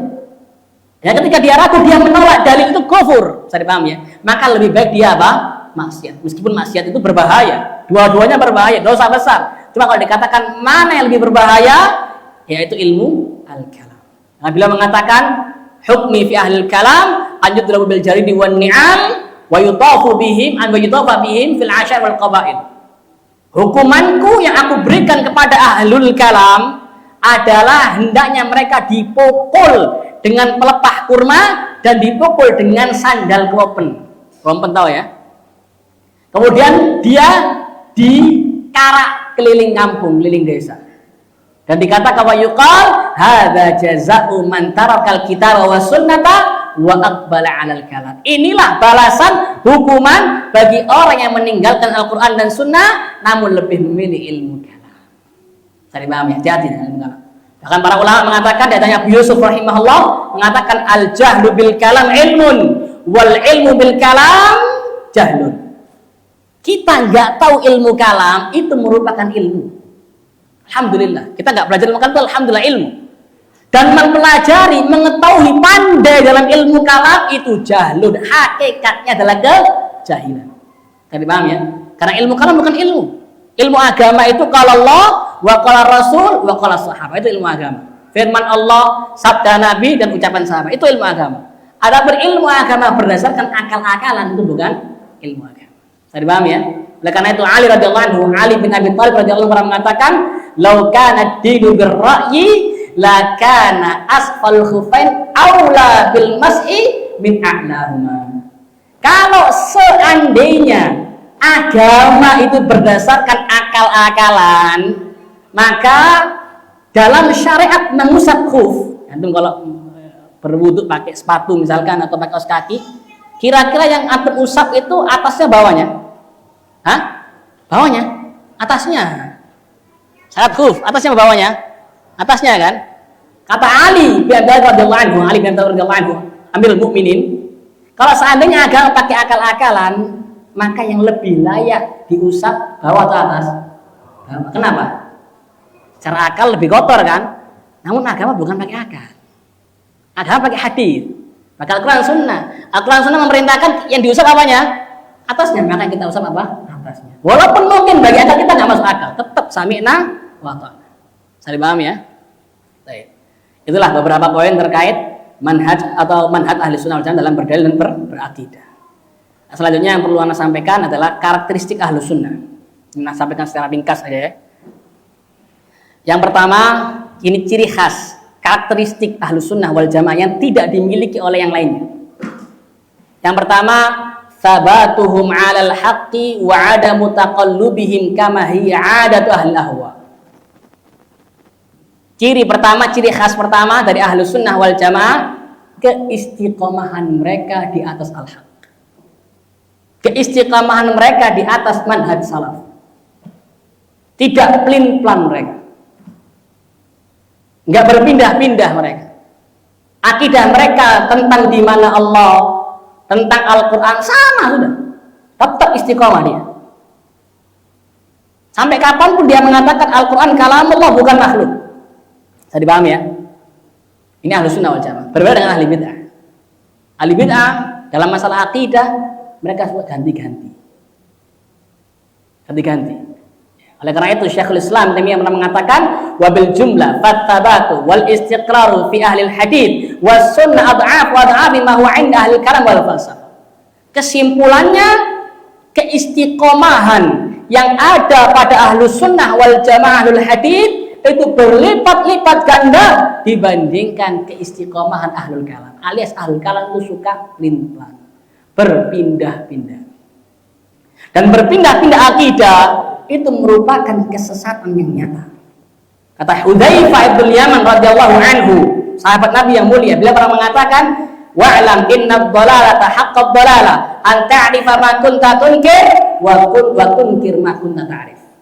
Ketahuilah, sesungguhnya kesesatan yang sesat-sesatnya, yang paling sesat adalah ketika engkau menganggap sesuatu itu baik, padahal dulu engkau mengingkarinya. Atau sebaliknya, sekarang engkau ingkari, padahal dulu engkau anggap baik. Pelin-pelan. Bisa dipahami ya? Misalkan dulu ya, mentahdir dari kebid'ahan misalkan. Sekarang boleh bid'ah itu, ada bid'ah hasanah. Ini pelin-pelan. Ini kesesatan yang nyata. Kata Hudzaifah radhiyallahu anhu, iyyaka wa talabul bid'i. Jangan sampai engkau pelin-pelan dalam masalah agama. Hak-hak batil-batil sudah. Hak ya hak sampai kapanpun, batil ya sampai kapanpun. Jangan berpindah-pindah. Ya. Kenapa? Fa inna dinallahi wahid. Karena agamanya Allah itu satu. Bukan dua, bukan tiga, bisa satu. Jalan kebenaran itu satu. Bisa dipahami ya? Maka dalam masalah di mana Allah di atas arsy itu hak sampai kapanpun hak. Jangan sampai berubah. Bisa dipahami ya? Baik. Dan di antara sebab untuk berubah-berubah adalah mempelajari ilmu kalam tadi dan juga sering berdebat kusir. Hati-hati. Berdebat kusir baik dunia nyata ataupun dunia maya, medsos, ya, maka itu menyebabkan apa? Menyebabkan sering pelin-pelan tadi. Ini ada kisah dari Imam Malik rahimahullah taala. Ya, ketika beliau diajak untuk berdebat oleh seseorang, ini kitab Asy-Syariah oleh Al-Imam Al-Ajuri rahimahullah taala. Ya. Ketika diajak berdebat beliau,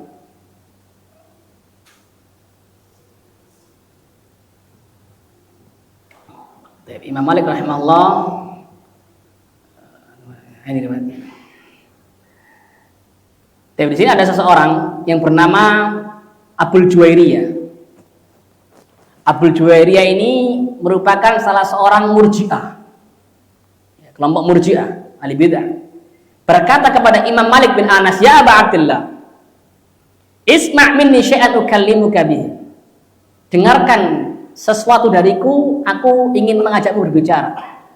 Wa hajjukan, aku ingin berdebat denganmu. Diajak debat kusir. Wa ukhbiruka bi ra'yi, aku akan mengabarkan kepadamu tentang pendapatku, akalku. Dijawab sama Imam Malik rahimahullah, fa in ghalabtani. Bagaimana kalau seandainya dalam perdebatan ini antum yang menang? Dijawab sama ahli bid'ah tadi Abul Juwairiyah, in ghalabtuka ittaba'tani. Kalau aku menang debat kusir sama kau, ya kewajibanmu ikut aku, ikut murji'ah. Saya dipaham ya? Tinggalkan ahlu sunnah, tinggalkan salaf, ikut murji'ah. Jawab lagi sama Malik. Fa in ja'a rajulun akhar fakallamana faghalabana. Terus tiba-tiba kalau seandainya ada orang ketiga datang ke kami, ini aku kalah wis, ya, aku sudah kalah sama dirimu, aku ikut kaum murji'ah, datang orang ketiga khawarij misalkan, berdebat sama kita, udah kita kalah, ya apa terusan? Dijawab sama ahli bid'ah tadi, nah, tapi kita ikut khawarij. Ya, kalau kita kalah ya kita ikut khawarij. Ini diterusno panjang nanti, datang orang ketiga Syiah Rafidhah ya, debat menang nanti kita ikut Syiah Rafidhah, tak selesai. Inilah mencela-mencelinya pelin-pelannya ahli bid'ah. nggak konsisten. Padahal agama Allah satu, hak itu satu, bisa dipahami ya? Sampai kapanpun ya satu, bisa dipahami ya? Tapi kalau seandainya dia mencicipi ahlul kalam atau menyebut ilmu kalam, kemudian juga berdebat kusir, berdebat, ini jauh. Maka ini menyebabkan dia apa? Ragu-ragu, akhirnya dia apa? Pelin-pelan. Wa'iyadzubillah. Sedangkan ciri ahlu sunnah, mereka senantiasa konsisten di atas kebenaran. Sampai kapanpun itu benar ya benar, hak ya hak, dan batil ya batil. Mereka nggak berubah. Bisa dipahami ya? Yang selanjutnya para jamaah rahimakumullah, ciri yang kedua, ini waktunya mepet ini. Ciri yang kedua adalah ittifaquhum ala umuril aqidah.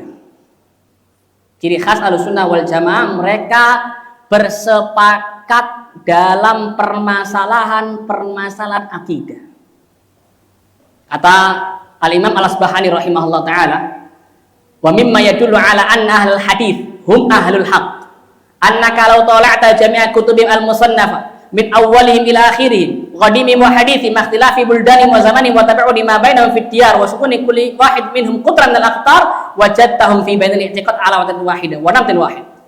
Kata Al-Asbahani rahimahullah ta'ala, di antara bukti yang menunjukkan Ahlus Sunnah Hadis di atas kebenaran, apabila engkau meneliti, menelaah semua kitab-kitab akidah mereka, mulai dari awal sampai akhir, sampai detik sekarang ini, antum teliti kitab-kitab akidah Ahlussunnah wal Jamaah, akidah salaf, dari awal yang klasik-klasik, ya, bahkan sebelum Syekhul Islam Ibnu Taimiyah, ya, abad ke-1, abad kedua, ketiga Hijriah, antum teliti. Sampai detik kita sekarang ini, antum teliti, meskipun zaman mereka berbeda, tempat tinggal mereka berbeda, namun mereka ketika menjelaskan akidah, satu konsep. Akidah mereka tentang al-asma wa sifat sama. Akidah mereka tentang qadar sama. Akidah mereka tentang para sahabat sama. Akidah mereka tentang waliul amr sama. Gak ada bedanya. Meskipun zaman mereka berbeda, meskipun tempat tinggal mereka berbeda, akidah mereka satu. Antum cek sendiri. Akidahnya Abu Hanifah, Malik bin Anas, Asy-Syafi'i, Ahmad bin Hanbal, antum cek sama. Antum silakan buktikan sendiri. Sama. Gak ada bedanya. Kenapa? Karena mereka mengambil akidah dari Al-Quran dan Sunnah. Saya dipahami ya? Ini ciri khas Ahlussunnah wal Jamaah. Berbeda dengan ahli bid'ah. Khawarij berpecah belah. Syiah berpecah belah. Murji'ah berpecah belah. Saya dipahami ya?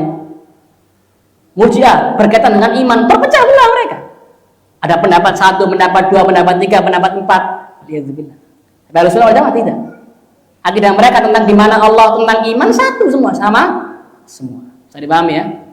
Yang ketiga, i'tiqaduhum anna tariqata salaf as-salih hiyal aslam wal a'lam wal ahkam. Ahlussunnah meyakini bahwasanya metodenya salaf, manhajnya salafus saleh itu adalah al-aslam, yang paling selamat, al-a'lam, yang paling tahu, al-ahkam, yang paling bijak.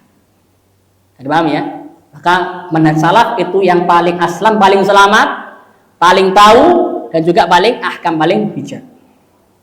Yang selanjutnya, yang keempat, Ahlussunnah wal Jamaah adalah orang yang paling tahu, paling mengerti, paling paham tentang keadaan Nabi Shallallahu Alaihi Wasallam, tentang hadis-hadis beliau. Yang paling paham tentang hadis Ahlussunnah. Mereka sangat perhatian terhadap hadis Nabi, sehingga mereka membedakan mana yang sahih, mana yang dhaif. Saya dipahami ya? Mereka yang paling paham terhadap hadis Nabi Shallallahu Alaihi Wasallam. Yang kelima, hirsum ala nashril aqidah sahihah. Mereka senantiasa berantusias untuk menyebarkan, mengajarkan akidah sahihah. Ini ciri Ahlussunnah. Memprioritaskan dakwah at-tauhid. Meskipun mereka mengajarkan semuanya, cuma prioritas dakwah mereka dakwah at-tauhid. Kenapa? Karena at-tauhid itu merupakan hikmah diciptakannya jin dan manusia. Kenapa? Karena tauhid itu merupakan intisari dakwahnya para nabi, para rasul alaihi wassalatu wassalam. Mereka semua mendakwakan tauhid, bahkan sampai mau meninggal dunia, mereka tetap mengajarkan tauhid, melarang dari kesyirikan. Contoh Nabi Yakub alaihissalam ketika mau wafat, beliau berpesan kepada putra-putranya, Tanya, ma ta'buduna min ba'di? Wahai putra-putraku, apa yang kau sembah setelahku? Tentang tauhid. Demikian pula Nabi SAW beberapa hari sebelum meninggal dunia ketika sakit, beliau bersabda, berdoa kepada Allah, la'natullah 'alal yahudi wan nasara ittakhadhu qubur anbiya'ihim masajid. Semoga Allah melaknat orang-orang Yahudi dan Nasara karena mereka menjadikan kuburan-kuburan nabi mereka sebagai masjid. Ini, mereka perhatian terhadap akidah, tauhid. Maka Ahlussunnah mengikuti para nabi. Mereka memprioritaskan dakwah kepada at-tauhid, apalagi syirik menyebar. Saya paham ya? Apalagi kata Nabi SAW, tidak akan tegak hari kiamat sampai kabilah-kabilah dari umatku menyembah al-authan, berhala. Maka ini pentingnya tauhid. Meskipun kita mengajarkan semuanya, cuma tetap merujuknya ke at-tauhid. Saya paham ya? Tauhid. Mengajarkan tauhid disertai juga membantah penyimpangan. Jadi kalau ada kesyirikan mereka bantah, ada kebid'ahan mereka apa? Bantah. Tujuannya untuk memurnikan, membersihkan agama al-Islam. Yang keenam adalah mereka Ahlussunnah wal Jamaah adalah umat yang pertengahan. Wa kadzalika ja'alnakum ummatan wasata. Demikianlah kami menjadikan kalian umat yang pertengahan. Mereka tidak ekstrem kanan dan juga tidak ekstrem kiri. Karena kata Ibnu Qayyim rahimahullah taala, ma amara Allah bi amrin illa wa li syaitani fihi nazghatan. Tidaklah Allah Subhanahu wa taala memerintahkan hamba-hambanya dengan sebuah perintah melainkan syaitan punya dua tipu daya. Yang pertama, kita diajak untuk gulu, bersikap yang ekstrim, berlebih-lebihan. Yang kedua, diajak meremehkan. Saya paham ya? Contoh dalam masalah Nabi misalkan, Rasulullah SAW. Maka tipu daya syaitan ada dua. Diajak gulu kepada Nabi. Nabi ini sembahan, berdoa kepada Nabi. Ini gulu, gak boleh. Atau meremehkan Nabi dengan memaksiatinya, berbuat bid'ah. Ini juga salah. Saya paham ya? Maka Ahlussunnah dalam menyikapi segala sesuatu mereka pertengahan. Sesuai dengan Quran dan Sunnah. Tapi yang terakhir, ya, ciri khas mereka yang terakhir, hirsuhum 'alal jama'ah wal ulfah wa da'watihim laha wa hathnas 'alaiha. Mereka berantusias untuk bersatu di atas as-sunnah. Mereka mengajak manusia bersatu di atas as-sunnah karena persatuan yang hakiki harus di atas sunnah. Wa'tasimu bihablillah. Ini. Al-i'tisam bersatu itu di atas apa? Hablullah, di atas Islam, di atas Al-Quran dan Sunnah. Jadi paham ya? Dan mereka Ahlussunnah wal Jamaah berantusias untuk mencegah perpecahan, perselisihan di antara Ahlussunnah sendiri. Jadi paham ya? Kenapa? Karena berpecah belah itu sifatnya orang-orang musyrikin. Allah mengatakan wala takunu kalladzina tafarraqu wa ikhtalafu min ba'di ma ja'atuhumul bayyinat wa ulaika lahum 'adzabun 'adzim. Janganlah kalian menjadi orang-orang seperti orang-orang yang bercerai-berai, berpecah belah. Perselisihan antara Ahlussunnah ini tercela. Perselisihan antara Ahlussunnah yang hakiki, yang salafinya hakiki itu tercela. Salafiyin Ahlussunnah senantiasa berusaha untuk bersatu. Di atas apa? Di atas sunnah. Oleh karena itu kalau antum dengarkan ada video dari Syekh Sulaiman Ar-Ruhaili hafizahullah taala, salah seorang pengajar di Masjid Nabawi, beliau pernah mengatakan di antara ciri khas seorang salafi yang hakiki adalah dia tidak mengkelompok-kelompokkan manusia berdasarkan person tertentu. Tidak mengelompok-kelompokkan manusia berdasarkan daerah tertentu. Salafi Pangkal Pinang misalnya. Salafi Mentok. Salafi Mentok ini kurang salafinya ini. Misalkan ya, yang bagus itu salafi Pangkal Pinang. Nah, ini batil, nggak boleh seperti ini. Tidak boleh mengelompok-kelompokkan manusia berdasarkan person tertentu, orang tertentu, atau tempat tertentu, atau yayasan tertentu, atau organisasi tertentu, atau komunitas tertentu. Nggak boleh. Mengelompokkan manusia berdasarkan sunnah atau bid'ah. Cari paham ya? Itu ciri khas Ahlussunnah wal Jamaah. Sunnah atau bid'ah. Karena kalau kita mengelompokkan seseorang berdasarkan person tertentu, kalau yang ngaji sama Ustadz Fulan, itu Ahlussunnah bagus itu. Ada Ustadz lagi yang B, padahal dia Ahlussunnah, ajarkan sunnah, kurang. Cari paham ya? Ini nggak benar seperti ini. Tidak. Alhamdulillah. Ini ada di video Syekh Sulaiman Ar-Ruhaili hafizahullah ta'ala. Kalau dia Ahlussunnah wal Jamaah sudah. Selama dia usulnya akidah Ahlussunnah wal Jamaah, tidak ada kebid'ahan yang dia langgar, ya sudah sih Ahlussunnah. Jangan sampai karena hasad. Karena perpecahan itu, kata Allah SWT, ketika Allah menceritakan tentang perpecahan orang-orang Bani Israel, kata Allah, baghyan bainahum. Karena al-baghyu, yaitu sifat dolim di antara mereka, saling hasad mereka. Ya, karena mungkin kajian yang lain lebih rame, iri. Tahdirnya tanpa hak misalkan, nggak boleh, haram. Tahdir silakan tahdir, tidak ada masalah, tapi harus berdasarkan bukti yang nyata, bukan katanya ya. Bukti yang nyata, jelas, gamblang buktinya, dan berdasarkan ilmu agama, bukan katanya. Dapat kabar dari orang tanpa tabayun, tanpa cross check langsung tahdir, nggak boleh seperti itu. Dia bukan ciri Ahlussunnah wal Jamaah. Ahlussunnah wal Jamaah tasabut, cross check terlebih dahulu. Idza ja'akum fasiqun binaba'in fatabayyin, cross check, teliti sendiri. Bisa dipahami ya? Dan maka Ahlussunnah wal Jamaah mereka berantusias untuk bersatu di atas sunnah. Dan mereka berantusias untuk menjauhi furqah, perpecahan. Kenapa? Karena Nabi SAW bersabda dalam hadis dan diriwayatkan dalam hadis ini, Nabi SAW bersabda, innallaha yardha lakum tsalatan wa yakrahu lakum tsalatan. Sesungguhnya Allah ridho 3 hal untuk kalian dan Allah benci 3 hal dari kalian. Di antaranya apa? Kata Nabi SAW, an ta'buduhu wa tusyriku bi syai'a. Allah ridho kalian menyembah Allah, bertauhid dan menjauhi syirik, wa an ta'tasimu bihablillahi jami'an wa la tafarraqu.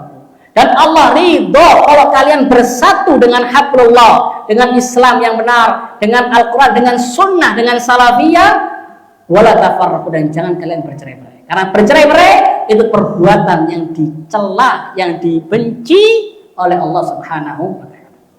Kalau Ahlussunnah wal Jamaah berusaha berantusias. Ya, misalkan ada antar salafiyah, antar Ahlussunnah yang berselisih karena masalah dunia, masalah hasad, nah kan disatukan.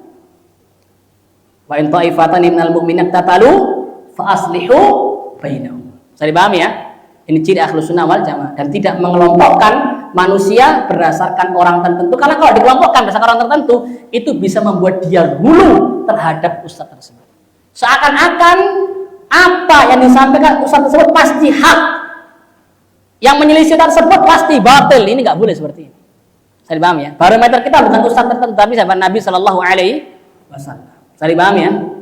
Kata Syekh Sulaiman Ar-Ruhaili, salafi adalah seseorang yang tidak mengelompokkan manusia berdasarkan tempat tertentu, daerah tertentu, person tertentu, yayasan tertentu, organisasi atau apapun. Tapi mereka membedakan manusia cuma 2, dari sunnah atau dari bid'ah. Saya dipahami ya? Wallahu a'lam bishawab. Ada yang bertanyakan mungkin? Atau sebelum itu Anda ingin sampaikan terkait tahun baru ya, sama Natal. Anda ingin sampaikan 3 poin. Bahwasanya seorang muslim yang sejati itu memiliki sikap kepada orang kafir. Sikap yang pertama adalah wajib mengkafirkan mereka. Wajib mengkafirkan mereka, meyakini mereka kafir. Meyakini agama mereka batil. Tadi paham ya? Karena Allah mengatakan inna dina indallahi al-Islam. Agama yang Allah akui adalah Islam. Selain Islam batil. Ajaran selain Islam batil. Saya dipahami ya? Kita wajib mengkafirkan mereka. Karena Allah mengkafirkan mereka. Innal ladzina kafaru min ahlil kitabi wal musyrikina fi nari jahannama khalna fiha ulaikum syarrul bariyah. Sesungguhnya orang-orang kafir dari kalangan ahlul kitab. Jadi Yahudi itu kafir, Nasara kafir, al-musyrikin itu kafir. Kenapa? Karena Allah mengkafirkan mereka. Saya paham ya? Maka jangan sampai kita ragu akan kekafiran mereka. Kira-kira Yahudi ini kafir atau tidak ya? Kayaknya enggak kayaknya. Waliyadzubillah. Ini kufur akbar ini, enggak boleh. Kata para ulama, man lam yukafirul musyrikin, au syakka fi kufrin, au sahha madhhabahum kafar ijma'an. Barang siapa yang tidak mengkafirkan orang kafir, atau ragu akan kekafiran mereka, atau membenarkan agama mereka, membenarkan ajaran mereka, kafar ijma'an, maka dia kafir menurut kesepakatan ulama. Yang tidak mengkafirkan orang kafir itu kafir. Ini sikap pertama. Sikap kedua, wajib bagi kita untuk membencinya. Membenci orang kafir. Berlepas diri dari orang kafir. Kita lihat suri tauladan kita dalam masalah ini Ibrahim alaihissalam. Allah mengatakan qad kanat lakum uswatun hasanatun fi Ibrahim walladzina ma'ahu. Telah ada suri tauladan yang baik bagi kalian dari Ibrahim dan para pengikutnya. Apa perbuatan beliau alaihissalam? Idh qalu liqaumihim inna bura'a'u minkum wa mimma ta'buduna min dunillah kafarna bikum wa bada bainana wa bainakum al-'adawatu wal baghdha'u abadan hatta tu'minu billahi wahda. Kata Ibrahim alaihissalam dan para pengikut beliau kepada kaum beliau yang masih musyrikin pada saat itu kaum beliau yang musyrikin, orang-orang kafir, orang musyrik, beliau mengatakan kami berlepas diri dari kalian dan berlepas diri dari sesembahan kalian, yakni la a'budu ma ta'budun. Aku tidak menyembah sesembahan kalian. Dan kami mengingkari perbuatan kalian. Kami mengingkari kesyirikan kalian. Kami mengingkari hari raya kalian. Dan telah nampak permusuhan, kebencian antara kita selama-lamanya sampai kalian betul-betul beriman hanya kepada Allah. Maka tidak boleh orang mukmin cinta kepada orang kafir. Kalau dia cinta kepada orang kafir karena dunia, dosa besar. Kalau dia cinta orang kafir karena ridho terhadap agamanya, kufur akbar. Kafir dia, bisa dipahami ya? Dan di antara konsekuensi seorang mukmin benci orang kafir, berlepas diri orang kafir adalah tidak mengucapkan selamat terhadap hari raya mereka. Karena kata Ibnu Qayyim rahimahullah taala, mengucapkan selamat atas perayaan-perayaan mereka itu hukumnya haram berdasarkan ijma' para ulama. Haram. Dan kata Ibnu Qayyim rahimahullah taala, orang yang mengucapkan selamat misalkan Merry Christmas waliyadzubillah, selamat Natal waliyadzubillah, maka dia ini seakan-akan memberikan selamat kepada orang kafir atas perbuatan sujudnya dia kepada salib waliyadzubillah. Gak boleh seperti itu. Besar, bisa dipahami ya? Dan itu mengundang kemurkaan Allah Subhanahu wa taala, mengundang marah Allah Subhanahu wa taala. Kita nggak mau dimarahi oleh Allah. Justru seorang mukmin itu berusaha meraih cinta Allah. Dan yang lebih dahsyat dari itu adalah menghadiri perayaan-perayaan mereka atau menyaksikan. Nggak ikut merayakan, cuma menyaksikan tahun baru. Merconi bagus ya. Nggak boleh seperti ini. Jangan ikut lantas, sudah tinggalkan mereka. Karena di antara ciri ibadur rahman, hamba-hamba Allah yang sejati dalam surah Al-Furqan, walladzina la yashhaduna az-zur. Ibadur rahman adalah orang-orang yang tidak menyaksikan az-zur. Apa itu az-zur? Kata Abul Aliyah, seorang ulama tabi'in. Kemudian Tawus, Muhammad bin Sirin, Ar-Rabi' bin Anas, Ad-Dhahhak dari ulama tabi'in, mereka menafsirkan az-zur adalah a'yadul musyrikin. Hari raya orang-orang musyrikin, orang-orang kafir. Itulah az-zur. Nah, orang beriman, ibadur rahman tidak menyaksikan az-zur, yakni perayaan-perayaan orang kafir. Dan Umar radhiyallahu anhu pernah mengatakan, la tadkhulu 'alal musyrikina fi kanaizihim yauma 'idihim fa inna sukhtata tanzilu 'alaihim. Janganlah kalian menemui orang-orang musyrikin, orang-orang kafir di tempat-tempat ibadah mereka ketika hari raya mereka. Kenapa? Karena kemurkaan Allah, kemarahan Allah sedang menimpa mereka. Alhamdulillah. Ini sikap yang kedua, membenci mereka, berlepas dari mereka. Konsekuensinya jangan mengucapkan selamat kepada mereka tentang perayaan mereka dan jangan menghadiri perayaan mereka. Yang ketiga, sikap muslim kepada orang kafir adalah berbuat adil. Meskipun kita benci kepada mereka, meskipun kita berlepas dari mereka, namun tetap wajib berbuat adil. Tidak boleh zalim. Karena zalim Allah haramkan. Allah mengatakan dalam hadits qudsi, ya ibadi inni haramtu dzulma ala nafsi wa ja'altuhu bainakum muharraman fala tadzalamu. Wahai hamba-hambaku, sesungguhnya aku mengharamkan kedzaliman atas diriku sendiri dan aku jadikan kedzaliman haram di antara kalian, fala tadzalamu. Jangan saling menzalimi. Kita enggak boleh menzalimi orang kafir. Saya paham ya? Allah mengatakan wala yajrimannakum, surah Al-Maidah 8, wala yajrimannakum syana'anu qaumin ala alla ta'dilu i'dilu huwa aqrabu littaqwa. Jangan sampai kebencian kalian kepada sebuah kaum, kepada seseorang, karena saking bencinya ya. Jangan sampai kebencian kalian kepada sebuah kaum, kepada seseorang menjadikan kalian tidak berbuat adil. Karena bencinya sangat dahsyat, kemudian berbuat zalim, enggak boleh, haram. Kewajiban kita i'dilu, berbuat adillah. Kenapa? Karena adil itu lebih dekat kepada ketakwaan. Allah juga berfirman dalam surah Al-Mumtahanah ayat ke-8 juga, la yanhaakumullahu 'anil ladzina lam yuqatilukum fid din Walam yukhrijukum min diyarikum an tabarruhum wa tuqsitu ilaihim innallaha yuhibbul muqsitin. Allah tidak melarang kalian untuk berbuat baik, untuk berlaku adil kepada orang-orang kafir yang tidak memerangi kalian karena agama, yang tidak mengusir kalian dari rumah-rumah kalian, dan Allah mencintai hamba-hambanya yang berbuat adil. Jadi misalkan Anda punya tetangga kafir, tidak ada masalah Anda berbuat baik. Misalkan Anda kirim makanan ke dia, tidak ada masalah. Meskipun kita benci kepadanya, bisa dipahami ya. Barangkali juga jadi dakwahnya apa? Wasilah agar dia mendapatkan hidayah. Jadi kita berbuat baik kepada mereka, kita berlaku adil kepada mereka, yakni kita tidak mengambil hartanya tanpa alasan yang benar, ya tidak membunuh mereka tanpa alasan yang benar. Jadi jangan sampai kita mengambil harta mereka tanpa alasan yang benar. Jangan sampai membunuh mereka tanpa alasan yang benar. Karena membunuh mereka tanpa hak, tanpa alasan yang benar, mengambil harta mereka tanpa hak, tanpa alasan yang benar, itu merupakan keboliman. Kalau Anda punya utang sama teman Anda yang kafir misalkan, atau tetangga Anda yang kafir, bayar. Itu hak dia. Jangan nggak usah dibayar, nggak perlu dibayar. Kenapa? Ghanimah. Ini kan orang kafir, ghanimah ini harta rampasan perang. Tidak boleh seperti itu, haram. Tetap berlaku adil. Itu haknya dia, bisa dipahami ya. Nabi SAW pernah bersabda tentang orang-orang yang membunuh orang mu'ahad, kafir mu'ahad. Jadi kafir itu ada 4. Ada ahlu dhimmi, ahlu dhimmah, kafir dhimmi istilahnya. Ada kafir mu'ahad, ya kafir dhimmi itu yang tinggal di negara kaum muslimin dan dia membayar jizyah. Yang kedua kafir mu'ahad, yaitu kafir yang memiliki perjanjian damai dengan orang-orang muslimin, kaum muslimin.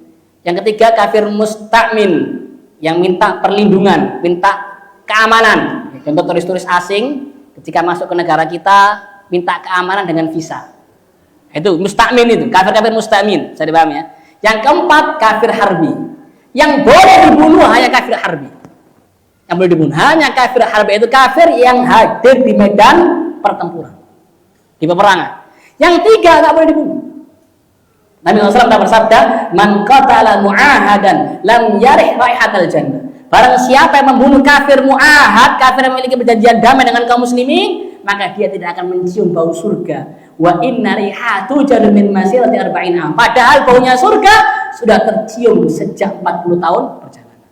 Ini ancaman bagi orang-orang yang membunuh orang-orang kafir tanpa hak, tanpa alasan yang benar. Maka Ahlus Sunnah wal Jamaah itu pertengahan dalam menyikapi orang-orang kafir. Tidak seperti Khawarij yang ekstrem kanan, terlalu benci, terlalu berbalas diri sehingga mereka gulu, akhirnya mereka mengambil harta orang kafir tanpa hak, membunuh ya orang kafir tanpa hak, tanpa alasan yang benar. Waliyadzubillah. Ini salah, menyimpang.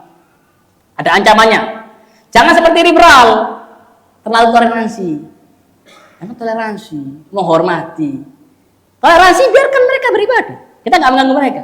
Namun jangan ikut dalam perayaan ibadah mereka, karena Allah mengatakan lakum dinukum waliyadin. Bagi kalian agama kalian dan bagiku agamaku. Bisa dipaham ya? Nah, jangan seperti orang liberal, kebablas. Dalam toleransi, akhirnya mereka apa?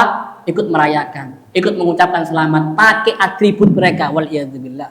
Allah musta'an. Kalau sunnah pertengahan, mereka mengkafirkan orang kafir, membenci orang kafir, berlepas diri dari orang kafir, tidak mengucapkan perayaan mereka, tidak hadir ke perayaan mereka, namun tetap berbuat adil dan tetap berbuat baik kepada mereka. Wallahu a'lam bishawab.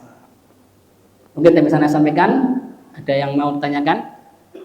Sudah cukup? Cukup atau?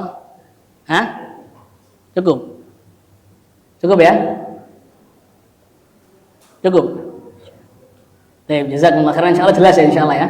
Jelas ya. Jazakumullah khairan, barakallahu fikum. Itu bisa saya sampaikan. Wallahu a'lam bishawab. Subhanaka wa bihamdika asyhadu an la ilaha illa anta astaghfiruka wa atubu ilaik. Wassalamualaikum warahmatullahi wabarakatuh.